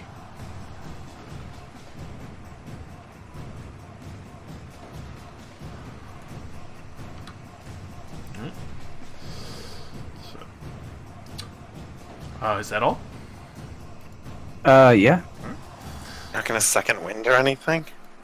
I probably will on my next action. So, this guy I don't immediately takes 10. You see him spitting out blood. Barely fucking anything left in his life. He doesn't even get up. He just tries to stab you in the foot with his dagger as he's desperately just trying to do something. Clearly he knows he's going to die here. Arjun, it looks like she's having a, what a tough time. As he just stabs down into the sand. He doesn't even come close. You can see he's very weak for the amount of blood loss. And you can tell he's probably not going to survive the next gush of blood that's going to come out of him. This guy turns around, sees what you did. No! And just goes to try and do his feint attack against you. Versus your reflex. Oh my god. Josh. It's your... Is that the roll? Yeah, that hits. Yeah. Yeah, it's so many crits, and there's only so many crits I could God. take. The ones where they count. They count. 6 damage, but unfortunately his friend's gonna get another swing at you just before he dies. One's where it prone counts. Yeah. Here's his friend to punch you in the face. Alright, that misses. Yeah, the dagger just connects with the sand again. You can see him blood spilling everywhere. It gets completely stained. Your turn. Alright. Oh, sorry. I had an interrupt for that guy that just tried to attack me. Oh, I can... Can I use it? Forgot to say. Yeah, I'll dial it back. Okay. It's versus reflex. Definitely hits. Okay. The guy who fainted you up top, right? Yeah. Right. Fucking damn. Just immediately bloody this man following up with the... After he tries to feint you and shifts you, just crack him in the face again. He keeps leaving openings. Alright. So now I'm going to 1-2 punch both of them. So it is top guy and bottom guy. Definitely both hit. Okay, and I can do sneak attack to both of them. And it is... So top guy, bottom guy, sneak attack, sneak attack. You can go ahead and describe how you flourish kill in both these guys. Well, I bring my mace down on the prone guy, just crushing his head in on the ground. The second guy, I just go for his kneecap and just kind of shatter his leg. And I don't kill him yet, though. I want to, if I can, just knock him unconscious. Not non-lethal him. Yeah, because I want to, as I do that, I want to drag him over here. Oh, fucking nice. I know what he's doing.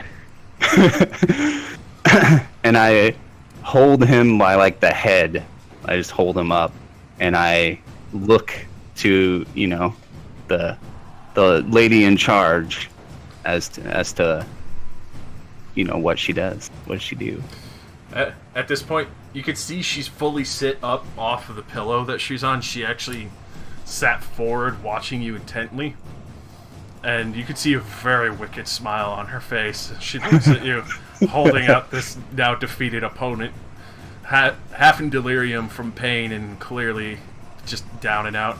You see her put out just one hand and turn it up slightly, like it's going to be thumbs up, and then down.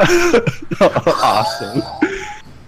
Keshi nods and, like, puts her fingers underneath the dude's, like, jaw and just, like, rips his fucking face, head, neck. It rips it off. Straight down to his chest, down to his navel. There's just this blood gushing out now.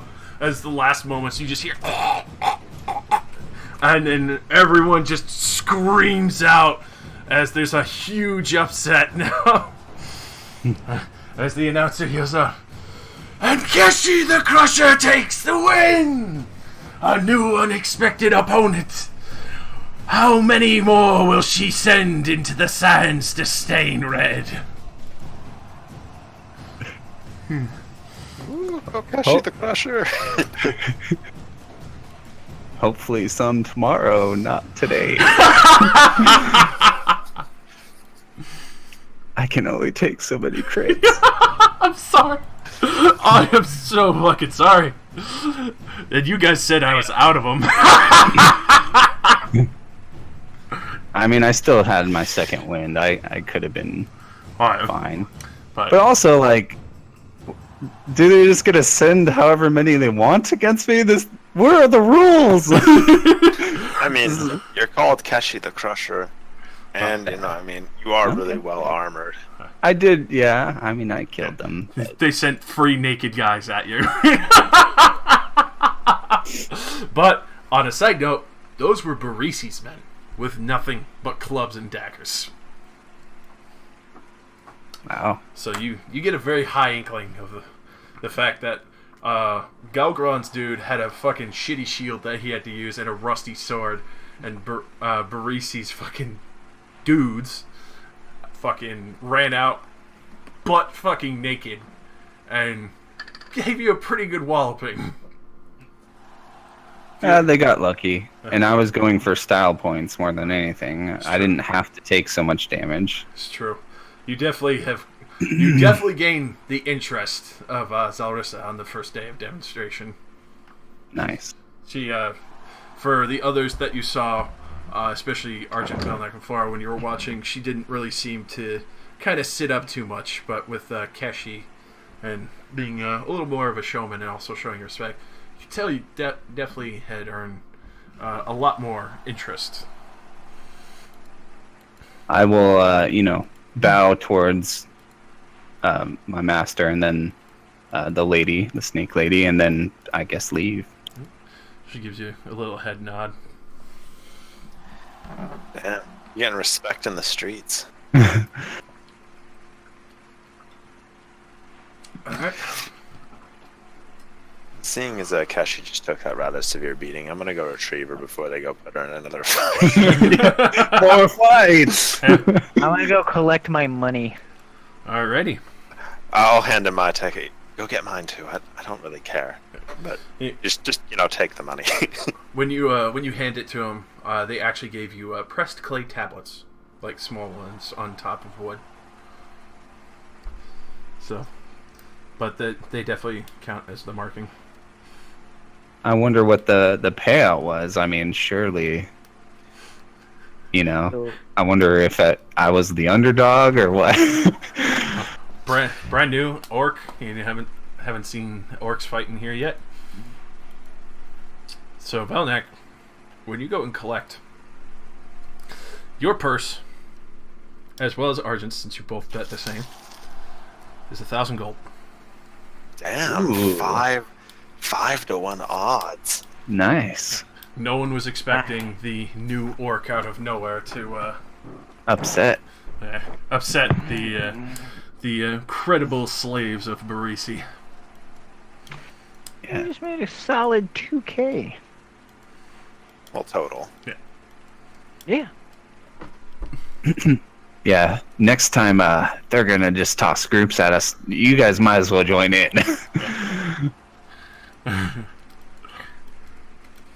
I don't know. I mean, I feel like that might upset them greatly when I'm just like, me and my slave will be participating. Excuse me? Well, at least Belknack and Flora. Although I it mean, would be amusing to see you push people into the saws. No, hypnotism. I'll make them walk into the saw. They'll just turn around and be like, yes, hello, saw. Give me a hug. Yes, let me get in there. Oh, God. You better hope I don't roll 20s on saving the throws for that. It's not a saving throw. I just make a will attack. I know, will attack, but anything inflicting harm to themselves, they have to make a d20 save. I mean, to be quite honest, they aren't inflicting harm onto themselves. The saw is inflicting It's a harmful action. It's like a walking near, a rack of guns. Somebody could grab one of them. A rack of guns still requires someone to pull a trigger. It's a spinning blade! It's perfectly friendly. Russian propaganda. Saw blades are perfectly safe, especially ones that are on. Alright, so while Princess Argent argues with her god... What? There are no gods here. Oh, shit. You go and you find Cassius, you head out the knolls. They actually look pretty surprised that you came out of that. Especially with the amount of blood. Obviously, chin up, very proud, like nothing happened, but they kind of usher you over to one of the other areas of the slave pen, so you can see one of the UNTs that go around and have been tending to the slaves comes over to start tending to you. I actually just take like 5 minutes and I'm good. I just had to catch my breath. They were just beating me with clubs. And it's not like I have wounds. Right. It's just pretty much just checking you over to make sure you don't have like a broken arm or something.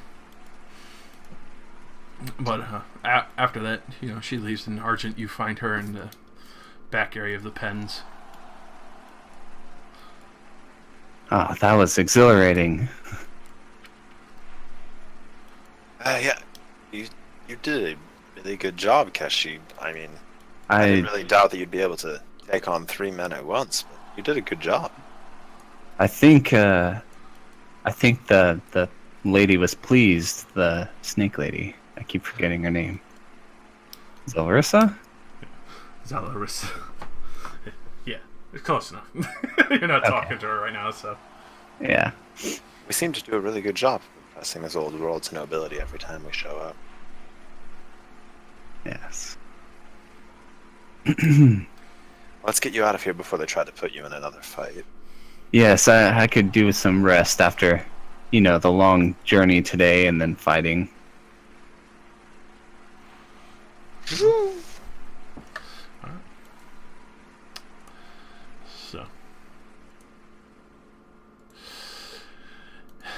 heading on out, you hear the crowds cheering, and getting more and more distant. Few of the other gnolls are pretty happy. You can see their purses quite heavy. The lizardmen not very happy with the turnout of today. Did we win the hoe in the middle, or was that just one fight? That unfortunately, since you didn't continue fighting, the hoe in the middle is not yours today. Oh, I mean, I definitely didn't want her. I was more worried that we had won. We got a slave. Fuck me. What do we do? I don't know. What do you do with slaves? It's like an SNL skit. Do you know any tricks? Fuck them. It's not a trick. Try spinning. That's a good trick. Oh, no! This is where the fun begins! I don't know if I want to go back to Sleazy Snake's hovel. Alright. You might try to rape us, as I said. I think I'd rather try to go find somewhere that's much more upset. Were I supposed to keep track of that other nigga's butt too? For him, no. What? You wouldn't have a pressed clay tablet. the goblin who paid for it had it. You definitely would have seen him. Collecting the money. You would have seen him collecting his master's bag, which looked probably 3 times larger than yours. God damn it. You could tell he probably put a heavy amount in the assumption. Also, probably from the time he was talking to you, you could tell you got a pretty good inkling that Keshi is very strong. Nice. So. Keshi look flusher. The repertoire is building. So, you going to find another place to stay? So go ahead and roll me streetwise, just to see if you can find something that's not as questionable. Oh no, I have the best charisma, don't I? I also have streetwise trained. Alright, are you guys ready for Argent's wild ride? Oh no. Lead the way. Oh, okay, Argent did a pretty good job. Right. So, yeah, you are actually very, very quick to find one of the guards that, even though you could tell they kind of are there to keep track, as you're kind of listening in, you're able to find one that you can tell would be a little more trustworthy. Seems more attentive towards his job and informs you of the Scorpion's Rest, and that one would be a little more trustworthy to travelers.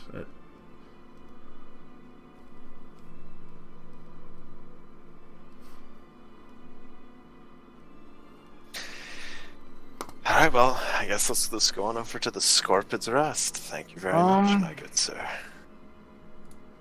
I do want to do a quick look-see. Mm-hmm.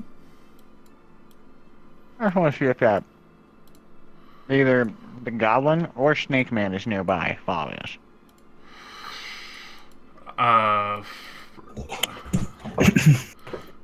Do you really think he's that much of a problem? I thought he just wanted to make money off of us. I don't know, dude. I'm doing what I gotta do. Okay. I mean, I did give him some pretty fucking weird answers. Yeah. So I mean, go ahead and he roll says me that he- perception. keep an eye on us, so I'm kind of spooked. Alright, I don't know anything. My passive perception is better than that. Yeah. But Unfortunately, I rolled because I can't use it. as you're kind of looking around, unfortunately, there's just a whole lot of goblins. There's really not much to really discern.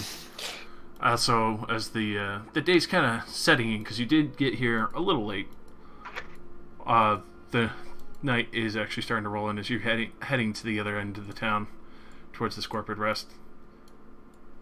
You could tell many of the slaves are quickly rushing home. You're not sure, but from the amount that they seem pretty motivated, they're trying to do it quickly as possible. It seems there might be a curfew or such, and that slaves are not permitted to be out in the streets at all, period, at night, from what you can tell.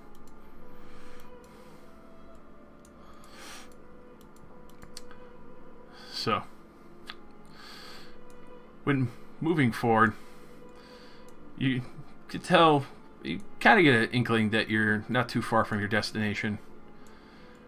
When in the middle of the city, you see a group of gnolls followed by what looks like goblins following up behind them.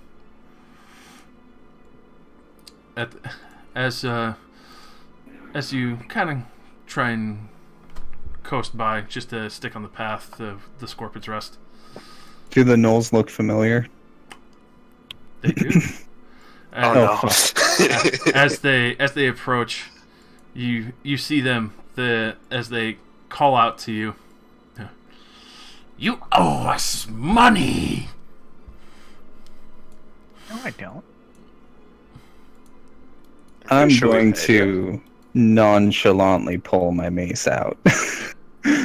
at this point, you do see these gnolls familiar, though clearly burned.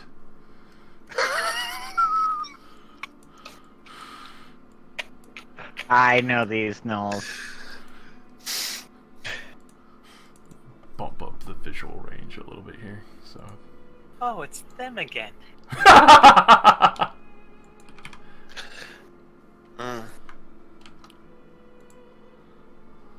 There. I'm going to be honest with all of you. I'm talking in Abyssal to them. The only reason we didn't fight and kill you earlier over the slaves because the desert heat is rather irritating. I advise that you leave.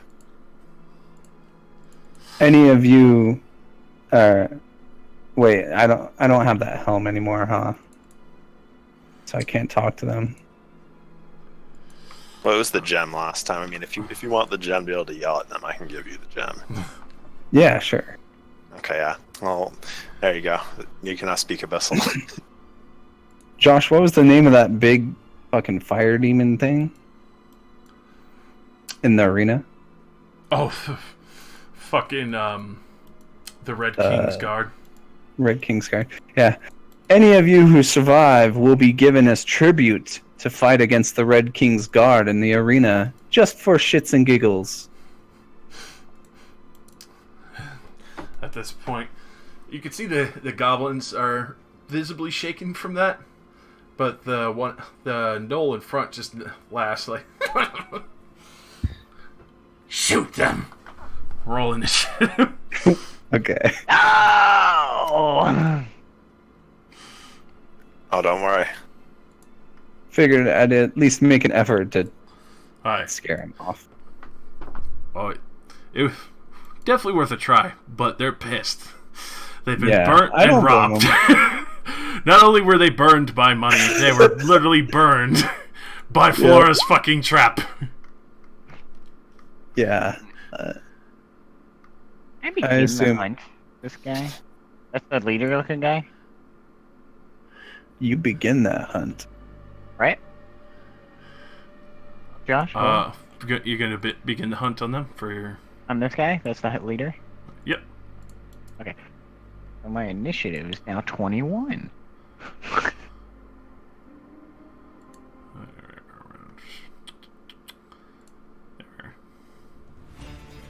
Am I gonna refocus and fireball again? Probably. I should just prepare fireball at this point. But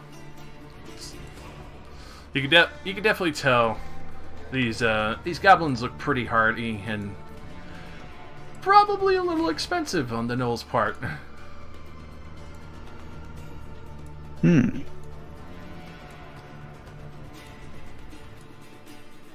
I mean, do any goblins look hardy to us? Really? Let's be honest. They got a lot of meat on those bones.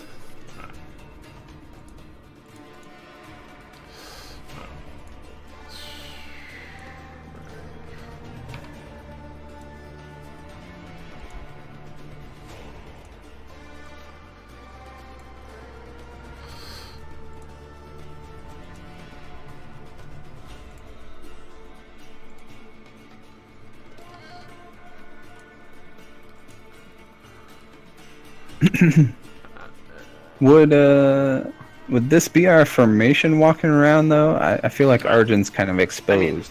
We're in the middle of the city. I don't really think we would have expected to be attacked, especially considering that I've noticed that they really like me. I would have figured that, yeah, I probably wouldn't have been walking anywhere close to their back. Okay. As is, probably reasonable. And I was just kind of taunting them, so I mean... Okay, fair enough. Taunting doesn't really work if you do it from the back of a formation. Ha ha ha! My men are so strong to kill you for. You guys suck. At that point, you probably just hear someone, "Pussy!" Oh god. So this guy gonna quickly knock an arrow as he hears the word fire. Gonna try and take a shot at Arjun. actually, assuming that Argent's the leader. I have fully distracted everybody Versus from your thinking I'm the leader. acing. Unsurprisingly, against Argent, that will actually miss. Mm. It's the world's first. I sue the company who made this game. So, this guy, as he yells out, like, "You pay all of it with your lives!" And quickly runs up to you, Kesh. Brings down this cudgel that seems to be just riddled with teeth in it. I will use an interrupt and shift away. Just as you stylishly cartwheel. Oh, gee, thanks, Kashi. This is why I felt bad about you being up front. Because I was going to get GTFO. Oh, gee, thanks, Kashi. Deuces, nigga. This guy knocks another arrow, shooting for Archie. They're all Miss. surprisingly terrible. Belknap. Sure shot. You hear Razio hissing loudly. Normally I'm against slaves, but do you pay these goblins well? They aren't very good shots. New purchases. Ah, okay. I understand, it's just They're not like your nibba back there. attack modifier 2. They don't fire trees. All right, give him the full trunk. I'm giving him the full trunk. The Yes. full trunk. Fucking damn, you are. Go ahead and roll your hunter's mark. Or wait, is that included in it? It's in there. Oh, Jesus. Yes. Super macro. This is real Rozzy macro. As you fire your arrow, you see it just land straight into his stomach. Ah! I'm gonna zoom in on this fucking thing because this thing has like 1,200 things fucking in it. So hold on. No, technically you're closer than me. But he does take 1 more damage for being not adjacent to anything. Ah. And then I'm gonna action point. So is an area 2 burst like this? And area 2 burst, is it... Oh, so for basically where you center it, let me get my... Josh, this one's against reflex. I had to type this one out because I don't have the thing. Yep, there you go. Okay, yeah, okay, I was right. Okay. It's 10 feet from the point. Okay, yeah, all right. You got me, Making Sam? Alright, so, what are you doing, Builder? Sorry about that. I'm doing a biting volley. It's against reflex. Alright. It's 2 attacks. So there's the miss, There's the miss. and there's a crit. Because it crits on 18s. Oh, shit. Oh, the fight. Volleys so- fight. Hit that max. So the miss was like on purpose to So distract. it's a 1d12 plus 8, so it's 20. Plus your magic. Monster crit though. Plus my magic, which I believe is 1d12, right? Should be. With Vicious Longbow. Or Vicious Greatbow, right? Should be. Getting. No. 1d6. Yeah. So it's, That's right, Okay. because you switched it out for Necrotic Fire. so it's a 2d6. And this is going to be fire and necrotic. If that matters to him. Alright, so 8 on top of, what was it? 20? Also, I'd like to free action daily on my great bow. Alright. I hit him with this weapon. He takes extra fire damage and necrotic damage equal to twice the weapon enhancement bonus. He's also dazed until my next turn. So, literally, after Keshi ducks away, and there's 2 arrows that fly by Argent, Suddenly, you see two fucking javelins, and just as he's now like trying to pat himself out, catching himself on the fucking arrows a little bit. And you see all the goblins like just looking fucking horror. What color Seems is my this archer's fire, better. by the way? Like, It's this like- can't be a regular. It's Just dark purple fire. that's what I was. He's probably rotting. He's on a weird fire. It's disgusting. And he thought he had experienced all kinds of fire after we Also takes- explosive runes him. I guess another 1 damage for being alone. That's true, yeah, because of another successful hit. Jeez. So he's very bloodied. He's burst into flames. You can see not much life left of him as he's sitting there, like, patting himself out in a massive panic. His pieces are falling off him. You see this huge geyser of blood that burst out of his back from the 2 arrows. Holy shit. This one from behind had no idea where that fucking arrow came from. It just kind of sees you barely in the distance. Fucking Christ. What's happening out there? He's gonna fucking arrow just fire at Argent like, what the fuck's going on? Alright, Argent will use shield. Oh shit.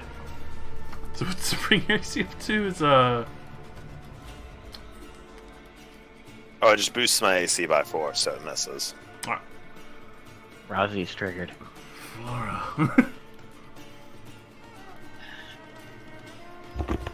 Horum, grant me a new servant. Find a favor of the gods. On the leader, servitude in death. Wow. Can you have infinite numbers of servitude in death? It has no listed limit on how many I can actually get from it or how long they last. Just they Okay. have 1 hit. Just they are minions. They die Yeah. in 1 hit. I guess that's fair. They literally explode on contact with the wind. They have 1 health and a -2 penalty to all defenses. You could build quite a cool army, though, eventually. This is why. Favor of the gods. I get to re-roll it. Here comes a 1. No. That's I already fine. got- It's I the already got effect someone. that matters. It's true.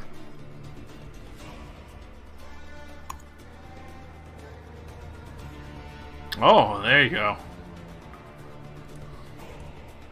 Damage is still awful, though. Yeah. I rolled a 1 and a 1 and then a 1 and a 2. So you just see more and more flesh art burning and falling off, rotting. This strange dark purple fire just eating away at this nose. The life seems to be ebbing away from him so very closely. Alright, 1, 2, 3, 4, 5. Alright, put it there. 1, 2, 3. It's not as close as I wanted it to be, but I can't. I'm just too fucking slow. Tong, tong, tong, tong. Can't do anything. Wow, I could pull almost everybody in with visions of avarice. You should.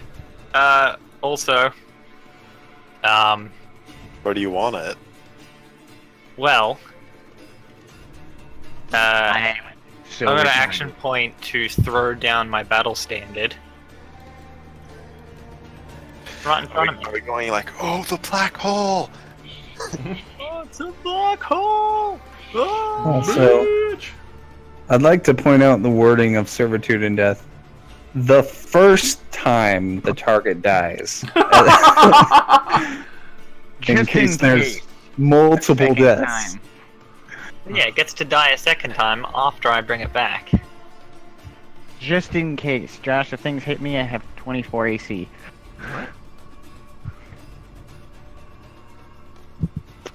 There you go. So these two get sucked in by my black hole.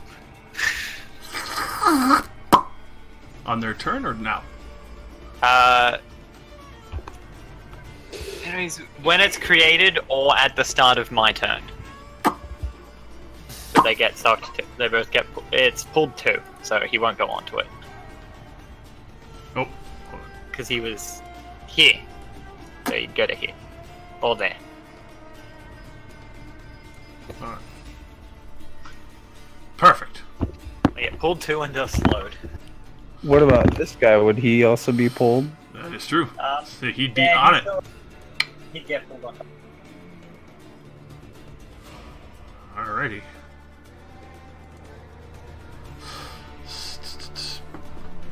So, this Noel, very confused by what's going on. His friend on fire, now suddenly pulled towards a banner. Not very sure why his friend did that. Oh my god.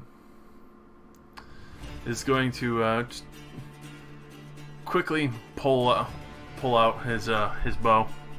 A mighty thirst was had. And he's gonna just try and take a shot at you, Floor.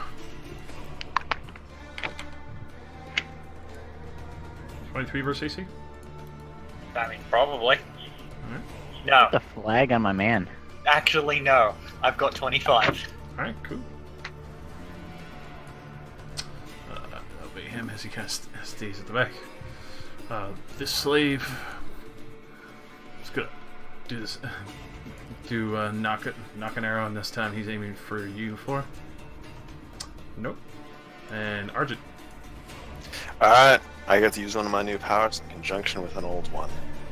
First, we're gonna start out with a Maul classic, the Visions of Avarice. We're gonna put it, like right here. Actually, like right here, because it'll reach all of them anyway. So I'm attacking all of them to pull them towards the zone. So that's 1, 2, 3, 4, 5, 6. It's only really 6 rolls that matter because the rest of them won't even really move. Holy fucking shit. 6. Damn. 2 net 20. Yeah, of course I get those here.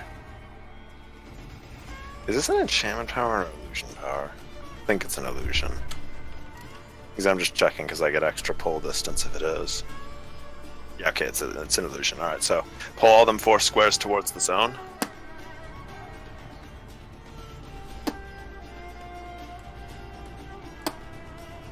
Don't worry. If you think this is a bad idea, for it's about to get a lot cooler. No, I'm enjoying it.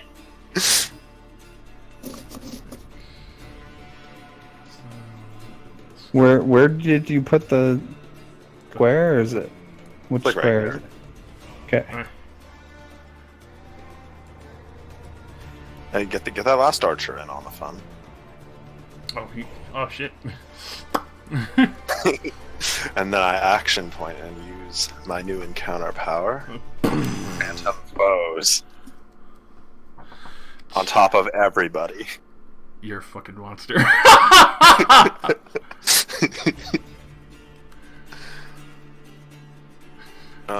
Does Phantom Foes have an attack roll? No, it doesn't. Yeah, it's just an area created. I need to remove the hit from that then. But yeah, so basically everybody in that zone now until the end of my next turn has to make a saving throw whenever they roll an attack. If they fail, I get to redirect the attack to anybody else. Jesus Christ. So now their eyes are absolutely being raped because now they can all perceive a large amount of gold under them, and there's a bunch of phantom argents fighting with swords around them. What the fuck? Alright, So it's each. successful turn. Is it target? Does it say target in that power? It says Uh-huh. each creature, In the burst. but you could probably do it to where, like here, No. Yeah. Yeah, and that, and all Flora would be is slowed. I have to choose to, like, redirect their attack, so it wouldn't even matter. If Flora doesn't want to move, it literally wouldn't matter if they were being effective.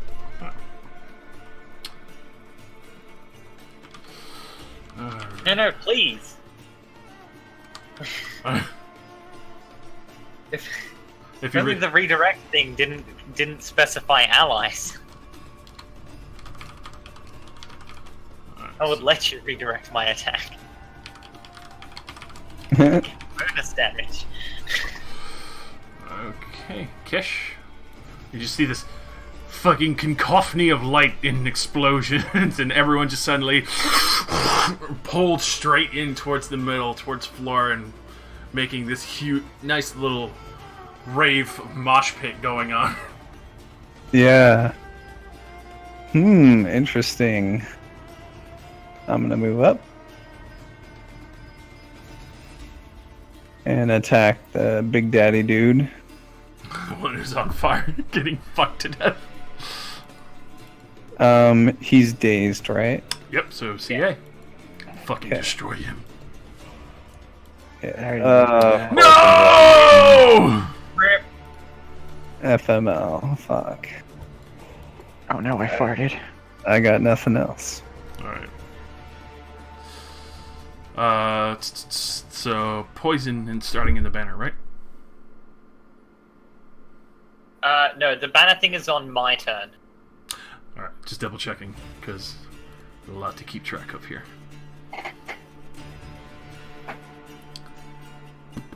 Alright, so this guy stuck in the middle with you.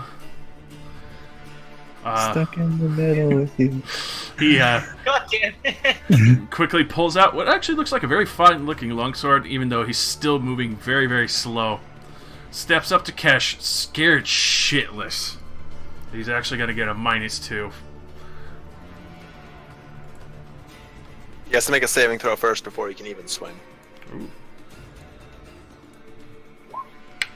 Alright, yeah, he succeeds. And that's his good roll, and here's his bad roll. Hey, Josh. I kind of wanted him to hit. Strike him immediately back, I know. Yeah, I can't use Mighty Heal unless they hit. So, that guy... You know, actually, he should be immobilized from Visions of Avarice, so put him back where he was. Ah, good point. That's what I'm saying, there's so much shit to keep. I'm sorry, as the team controller, I should be more upfront with that. My apologies. Alright, so let's see. So this guy doesn't have to move, but he is... He also needs to save against his immobilization. Damn it. Oh, he's free. So I'll mark him with red for freedom. And then white and then blue. Oh, I will say one thing. The standard can be removed, but it provokes. I figured. So this guy, the sentry, he's just gonna try and break free. So he, not break free, but try and will himself to be able to swing at you, Flora. Fails entirely. Okay, now he has to make an attack roll because he was trying to attack. Alright, so which one? No, he has to make an attack roll. And then basically how it works, okay, so he's failed, so now he makes an attack roll and I can redirect it. It still has to be able to hit the person's AC. Alright. So... Okay, yeah, I mean, smash him. Alrighty.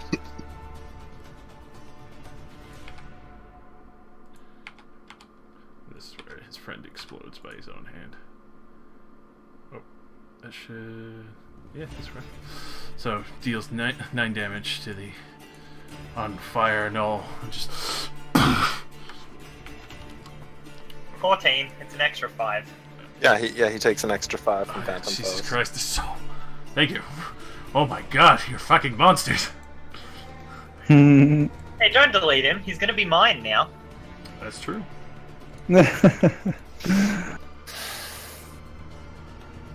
So he falls to rise again. Well, what was he on the initiative? Because he's just dominated. Oh. So, He was is he towards the- the top. He was before. He went before me. Yeah, he was. He Yeah, was at least around an 8. But would he share the same initiative? No, dominated creatures act on their own turn. I just give them... They have one standard action. like a dazed creature, and I can only tell them to use their at wills. Alright. Alright, so yeah, he was before Velnak, so I'll say after the two I think he was 24. Yeah. Alright, so this guy can't do anything. He will try and take out the banner. Alright, he provokes, so I'm gonna hit him. Reach weapon. What?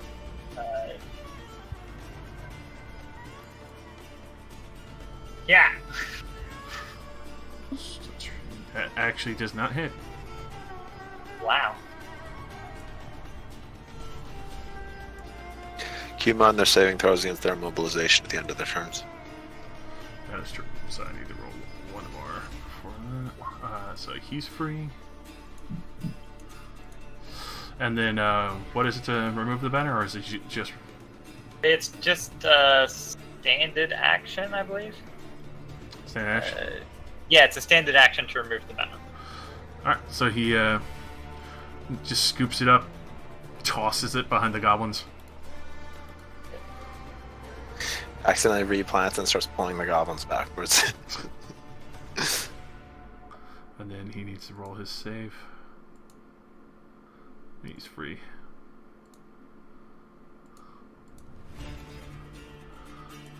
And this guy is nowhere marked and dazed because he's undead now. Put a nice skull on him. And then the slave. Well, he'll try and make a will because he's going to try and knock an arrow. Fails it. And now he's going to just try and roll the attack. And fire away. This gun. So the difficult hits. And how did he defeat an army? Well, the army killed itself. What?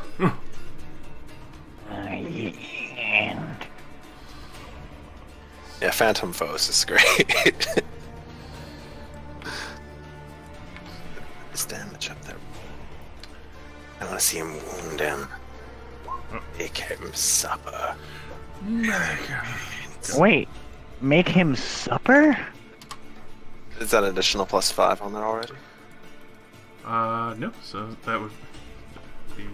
I keep forgetting. Thank you. Alright, and then save for freedom. He's free.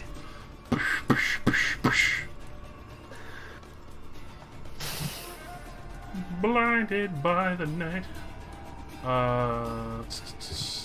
It would be my dude's turn. Yep.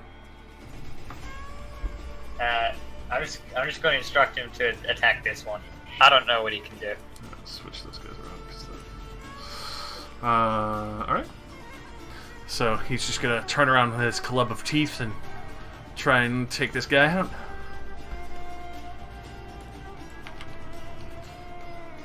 Definitely hits. How dare you turn the GM's dice against him? See, the secret to our success. I just need to make creatures swing at each other. And so 16 damage. As he just screams out in pain. Did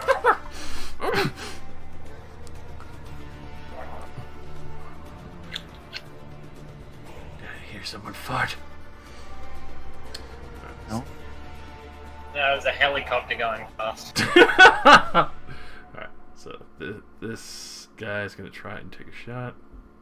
Because I had to switch him around quick just to correct the order. He'll succeed in willing himself as he takes a shot at Flora. Definitely misses. And, oh, his save. And he's free. Wait, was that the first time he saved? A second. Like, The first one was the 19 for shooting successfully.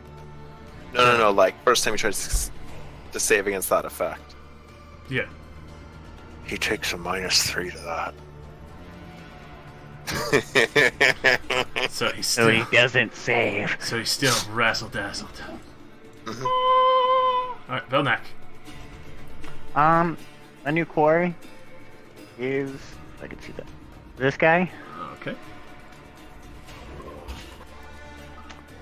and he's gonna be 2 fang strikes. Ooh. Fuck him.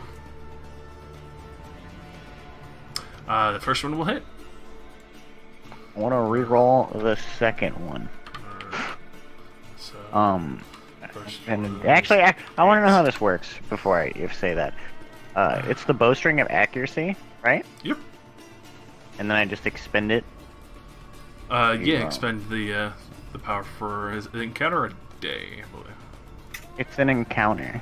Yeah, so yeah, it would just be expended for this encounter, and you would re-roll that attack. Okay. I'm just gonna do. Is the first one correct and the second one not? That's an 18 anyways on the. An 18 wouldn't hit, right? Yeah? No? 18, unfortunately not. Okay, just double checking. The gnolls are. How about that? Yeah, that definitely hits. Do I do So- redo the damage or no? No, the damage was still static. Okay. So it'd be 16 damage because of the power. Plus- Really. Hey, it's Looking plus two. pretty brutalized at this point. I'll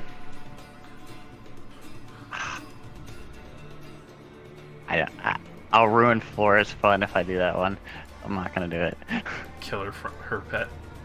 I was gonna use the caustic gauntlets, but it does a 1d6 acid damage to creatures adjacent to it. I just got this new thing. It's dead now. It's gone.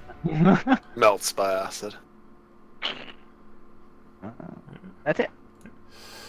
This guy, his will to live, just barely. Unless you got something urgent. It's an illusion spell. Is it his first time doing it? Yep. So they all have the -3 now. Yeah, it's an illusion spell, so yeah. Alright, so he'll roll his attack with Ed since he's not going to be able to. Who is your crit? This boy.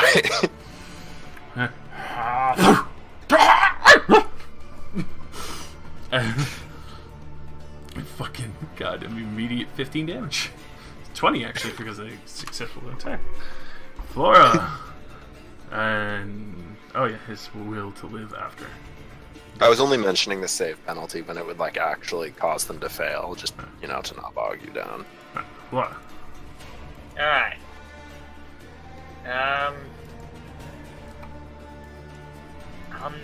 This guy has got 2 marks on him. I am just going to Wait. use. Where's Kesh? Oh, never mind. I was about to say. It's just because there's someone. Go ahead, sorry.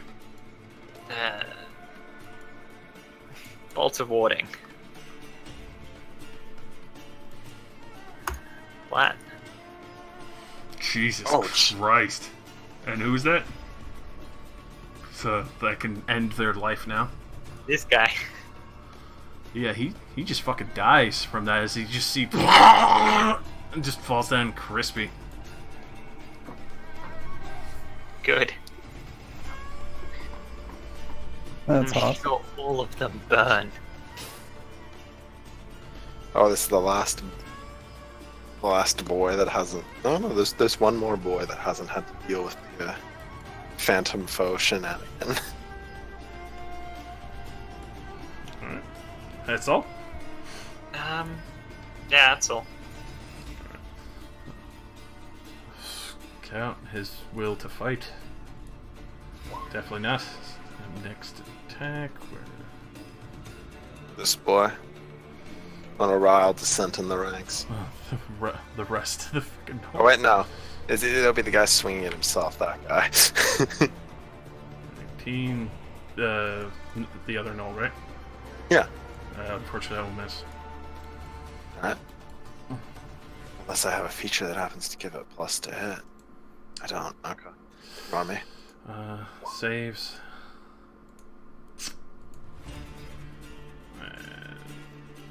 Over to this guy. His will to fight. Definitely not. So, I mean, shoot at this guy. He failed me. Oh my god. That actually fails. Jesus. They are not sending their best. Well, these guys aren't the real best. So he would fail that. And Argent. Okay. Yeah. Phantom Foes is now gone. Well, it's gone at the end of my turn, but it's gone after.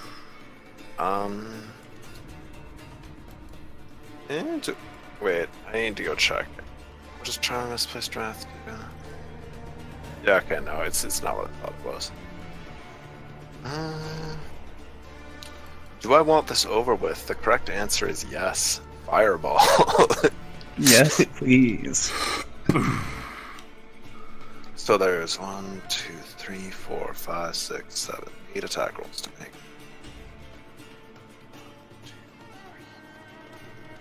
6, 7. Those are all versus reflex. Ignore the versus will. Alright, so first, It's just the macro. reflex for all of them. So, unless you're positioning it so that you don't hit everyone, you'd also hit Rozzie's thing. I'll just position it so I don't hit the first guy because I don't Oh. want to hit Ross. I mean, I don't care. They would all definitely hit. Yeah, just ignore. Yeah, alright. Because 20 damage. reflex even on a higher side. Hold on, let me double check. So, 1, 2, 3, 4. All right, so yeah, Just ignore the last roll of the first one. yeah, because, that's I what I'm doing. I can't- just had to double check which reflex because there's one that might have missed, but it luckily did not. So 25 damage to that ball. That's this area. Where's the extra 5 coming from? Is it? Where is it? Phantom Foes is only on their attacks. Ah, It doesn't just add to all my damage. so you just hear them all screaming, "Ah! Ah!" And as they're all bloody now, fucking running around panicking, as the illusion fades and now they're all erupting in flame. And I minor sustain Visions of Avarice. Which just means I can just pull them back. It doesn't immobilize them. Keshi. Alright, does this goblin have a bow out? That one, yes. Okay. I'm gonna do something mean and move up and brutal trick him. Oh my no! God. He can try to bow whip me if he wants. He's not even gonna try. His eyes just go wide as you approach, as you tower over him. Okay. If he doesn't take I still get the target, the lowest of his AC, fort, or reflex. Damn, that's Oh, a good you roll. What is that? Fuck! You know what? No, fuck that. That's too many in a row. Roll again. Watch it be another one. There we Oh, go. it's a crit! There we go. I can't let this pass where Kesh doesn't hit anything in this combat. That's just too fucking mean. Well, I don't even want to bother totaling up the damage because it's going to be nasty. See, literally, it's just you fucking run up and home run bat this fucker into the side of the pillar, and he just.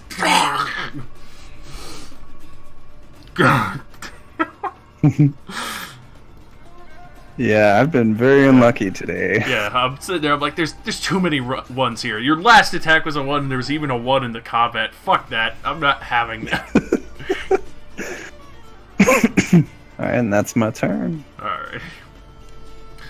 This guy panicked and on fire. So the visions just slows them for now. Avarice, they're no longer slowed from the first power, and Visions of Avarice, if they're no longer affected by it, nothing happens to them. I Alright. can just like pull them back. I'm like Scorpion. Alright, so step out, and then he looks at Floor for a moment, but then sees his master and realizes that they're attacking each other. He's actually going to swing at his master in anger. So, anyone understand Goblin? No. Goblin's its own language in this? Need to double check. I'm pretty sure it's in Giant. No, Goblin. Wow, I'm actually surprised. So he's gonna take a swing at that. and fail Oh, yeah. entirely. You're right. This Noel, pissed at the world, turns to his ex-buddy. Not very happy with either one, but seeing the other one on fire and zombified, he's just gonna try and take him fucking down. Oh yeah, that goblin takes 5 damage for ending his turn next to me. Ooh, Because of the bolts of warding. very nice.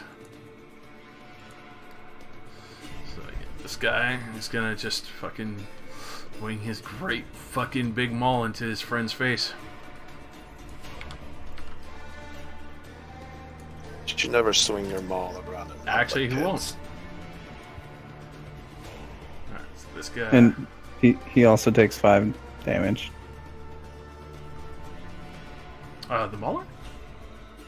Yep, for ending his turn with an adjacent to an ally of Flora's, within 5 squares of her, Oh shit. takes 5 damage.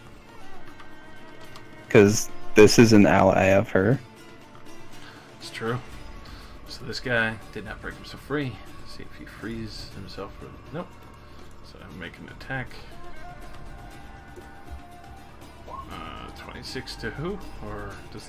Or wait, no, this is that. No, Phantom Throws ended last turn. Oh, She's up for his saving throw against immobilized. Still immobilized. well, seeing how they're all freaking out and attacking the one leader, ex-leader, I'll re-roll the attack.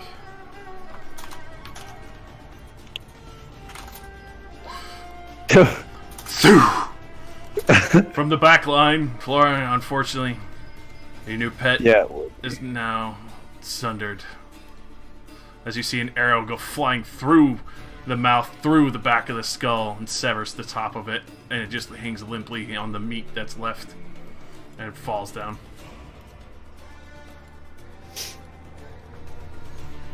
Looks like he fell down some stairs. And into the chaos he goes. This guy burnt, hurt, and ready to squirt. He's gonna fucking try and take a shot at Kesh. Why? I hate your dice, Josh. I'm Seriously. so sorry, Cat. They call him the Green Devil because he keeps rolling those Yep. 20s. He's the Green Devil for a reason. Oh, I'm so sorry. Hacks. As suddenly, after the fucking one knoll distracts you just a little bit while he goes down, right in your side, 15 damage from an arrow from one of the goblins.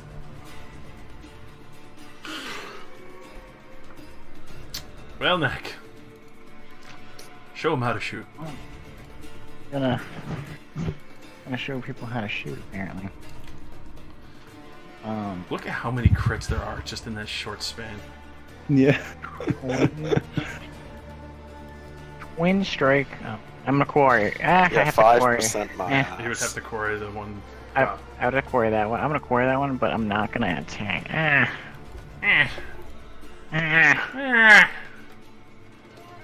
It's happening. All right, we're attacking that thing with the twin strike, Josh. Whittle him down. Fight at will. Apparently, Damage I have 0. no damage on it. Apparently, I broke it. Here, I'm just gonna roll it over here. you put 2 You've got pluses 2 in there. pluses on it. Is there 2 pluses? Yeah. Yes, there is. Ugh. Anyways, I'll go fix that later. Double So, plus on do they good. both hit, or just the one, Josh? Both would hit. Especially since it's just a pittance goblin. And then your hunters. 1d6. Just enough as you fire. As he leans Well, I over. also want it for more effect. I want to do it with the caustic gauntlets.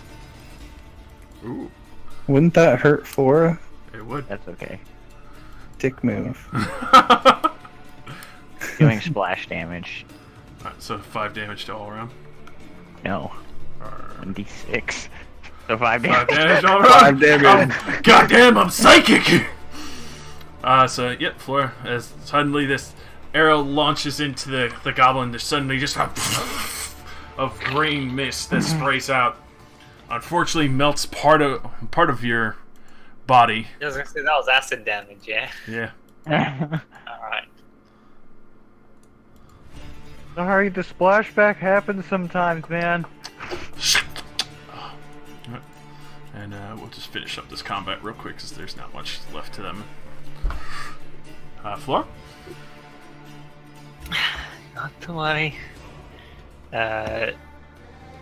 Healing word, Cash. Oh, thank you. I get my own health back too. You get a fuck ton of bonuses. Also, me, Argent, and Cash all get temp HP. It's really sweet. necessary. For I my mean, you lady. were in range. That's a beefy healing word. Yeah, I've gotten so many healing word buffs. Awesome. Alright. This one at the back who shot my dude. But Reaching past the scout to him. yeah. That's amazing. I love it. Actually, that would be a -2, I believe. Okay. Alright, give it a shit. Yeah, so I have to find protection. oh god, yeah, that definitely is. So just fucking reach past the fucking knoll in front of you and slam the end of your halberd into the chest of the goblin. He fucking skids backwards dead.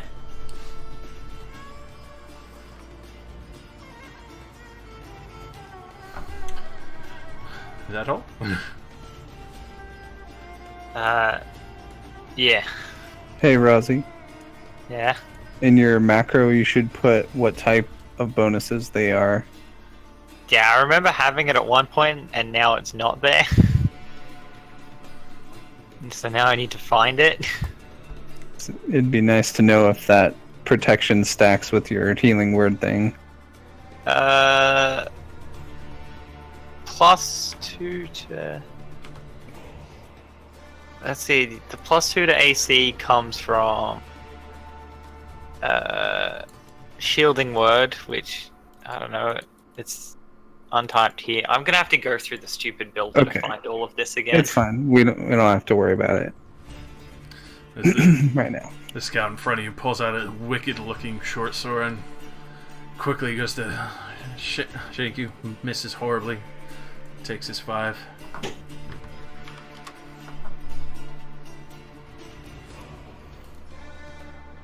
Slave gonna pull out his sword. Just gonna go for the knees.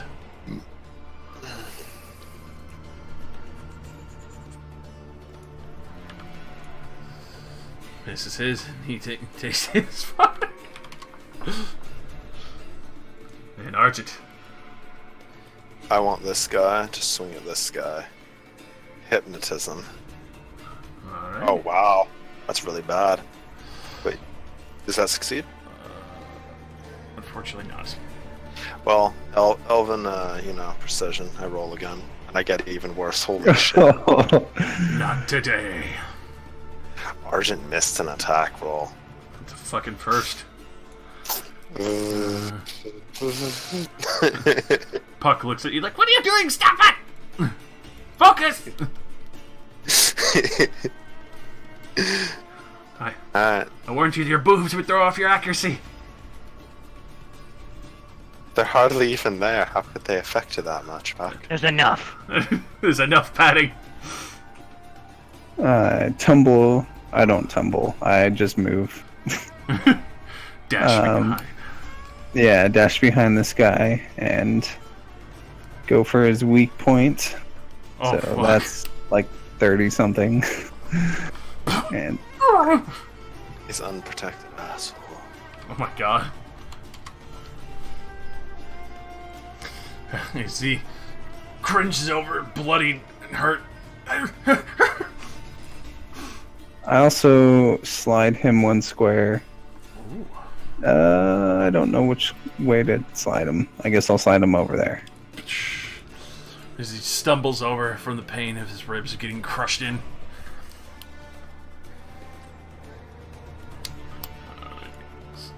This guy. I'll attack on Furious Assault. Oh. Because I always forget. Alright. It's gritting his teeth, bearing through the pain. At this point, he looks to Flora, but then to you, Kesh. Grits his teeth. There's nothing listed because they're both untyped. Okay. Shifts over. He's going to try and swing at you, Kesh. Try and get payback. Okay. Bringing this mighty-looking maul down at you.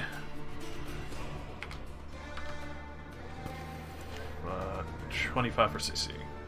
That'll hit. Mighty.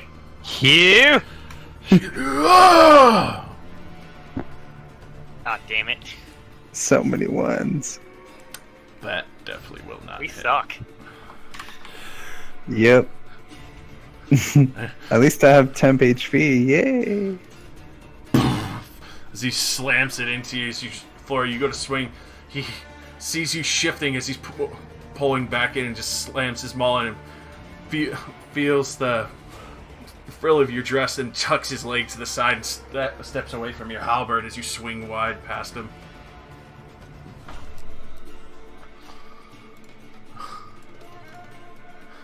This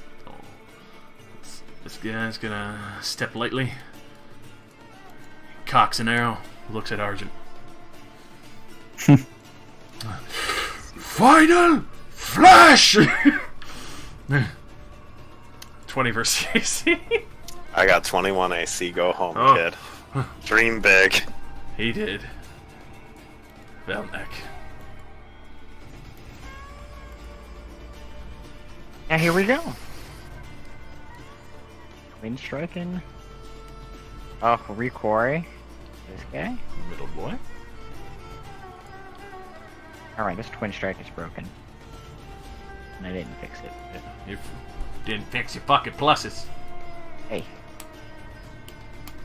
I got time. What do I do? There it is. Ugh. Oh. Nice. Go ahead and roll your crit damage. They're 2d6. What's the max out damage on that one? It does 16. Knock one arrow. One goes a little bit wide as you're trying to manage to Alright. shoot around Flora, and the other one just right in his heart as he stops for a moment and then finally goes to his knees and into the sand. Would the quarry affect the second one? Then? Like the one that actually hit? You would have to minor re-quarry. So you would have to I'm just drop yeah. your move. You could just drop your move action to a minor, which would still re-quarry. Okay. I mean, So- I'm not going anywhere. So, which one? Okay. We're about the same distance, I believe. Yep. I'll stick gloves. Okay. Flora. Alright.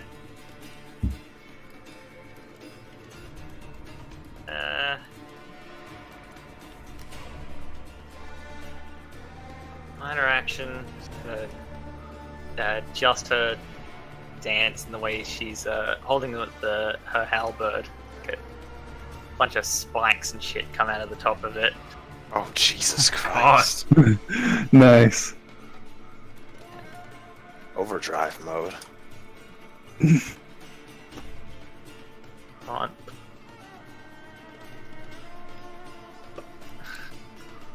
And then I will hammer of the gods the dude between me and Kashi. Oh shit. Oh yeah. Just fucking bring it straight down. Immense power and radiant energy bursts out over the top of him, cracking into his back. You hear spine shatter as he goes down.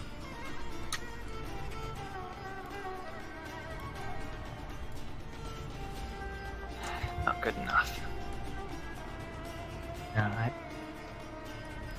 good. Alright, it's my turn. So these two look at each other, look at the masters. Shifts one.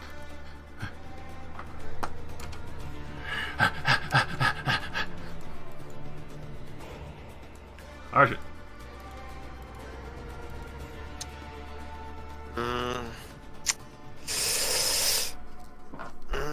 One, two, three, four, five.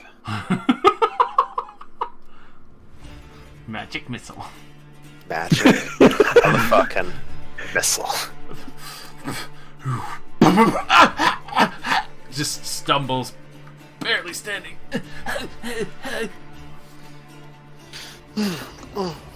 That's my turn. I've done my part. Cash.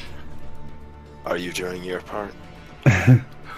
Alright, I'm gonna move up to this homie. 1, 2, 3, 4, 5, 6.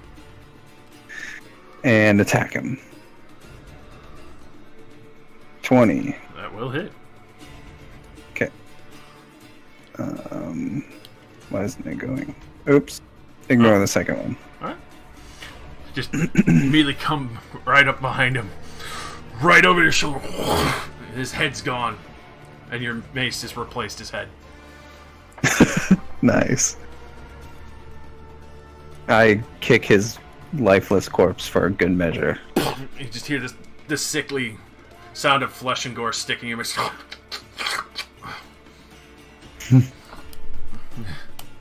Alright. Melnek, you saw one run away. Let's stop him. Which way is this number? This nigga. I sees him. I don't think I can move, man. Yeah, unfortunately there is quite a pillar in the way. Yeah, there's quite a pillar in the way. I won't have ice. But you do know there you see the way up here. Because this You know isn't the way. blocked off. This is a ramp going up. 6, I still can't see him. Right, you can move Depends. then shoot. Yeah, I think you could make it.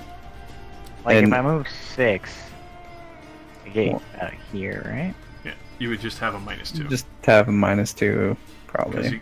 you'd see over the lip. Because even though he's short, it's just only partial cover. Okay. Because if it was here, then you wouldn't be able to see him. Okay, since now I've moved, I'm gonna use Bracers of Archery, which ignores cover.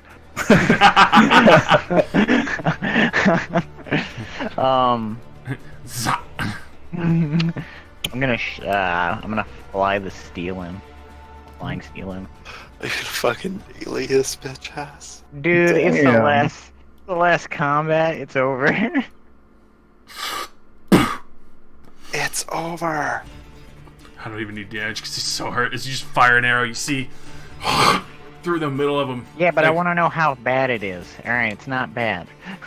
uh, Roll double ones. just nails him in the side. He bounces to the side a little bit and rolls. And that is combat. It's the acid damage that he now takes from. It's ridiculous. Getting in there. As he starts melting away.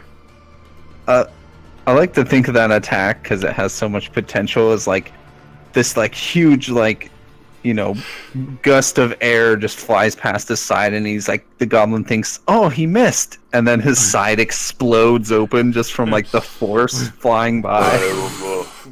Shinderu. And we'll end here as in the distance you can hear guards like, over that way! Quickly! Get more! What do you mean get more? Oh, These you know. dudes are trying to cuck us. We'll leave off there for next week. Oh, wait, after Well, thank you, Josh, for the session. Even though your dice were trying to kill me. I'm so very sorry about that. dude, he was trying to put you in the fucking dirt. Yeah, he was. I was not expecting naked men with clubs and daggers to do that much.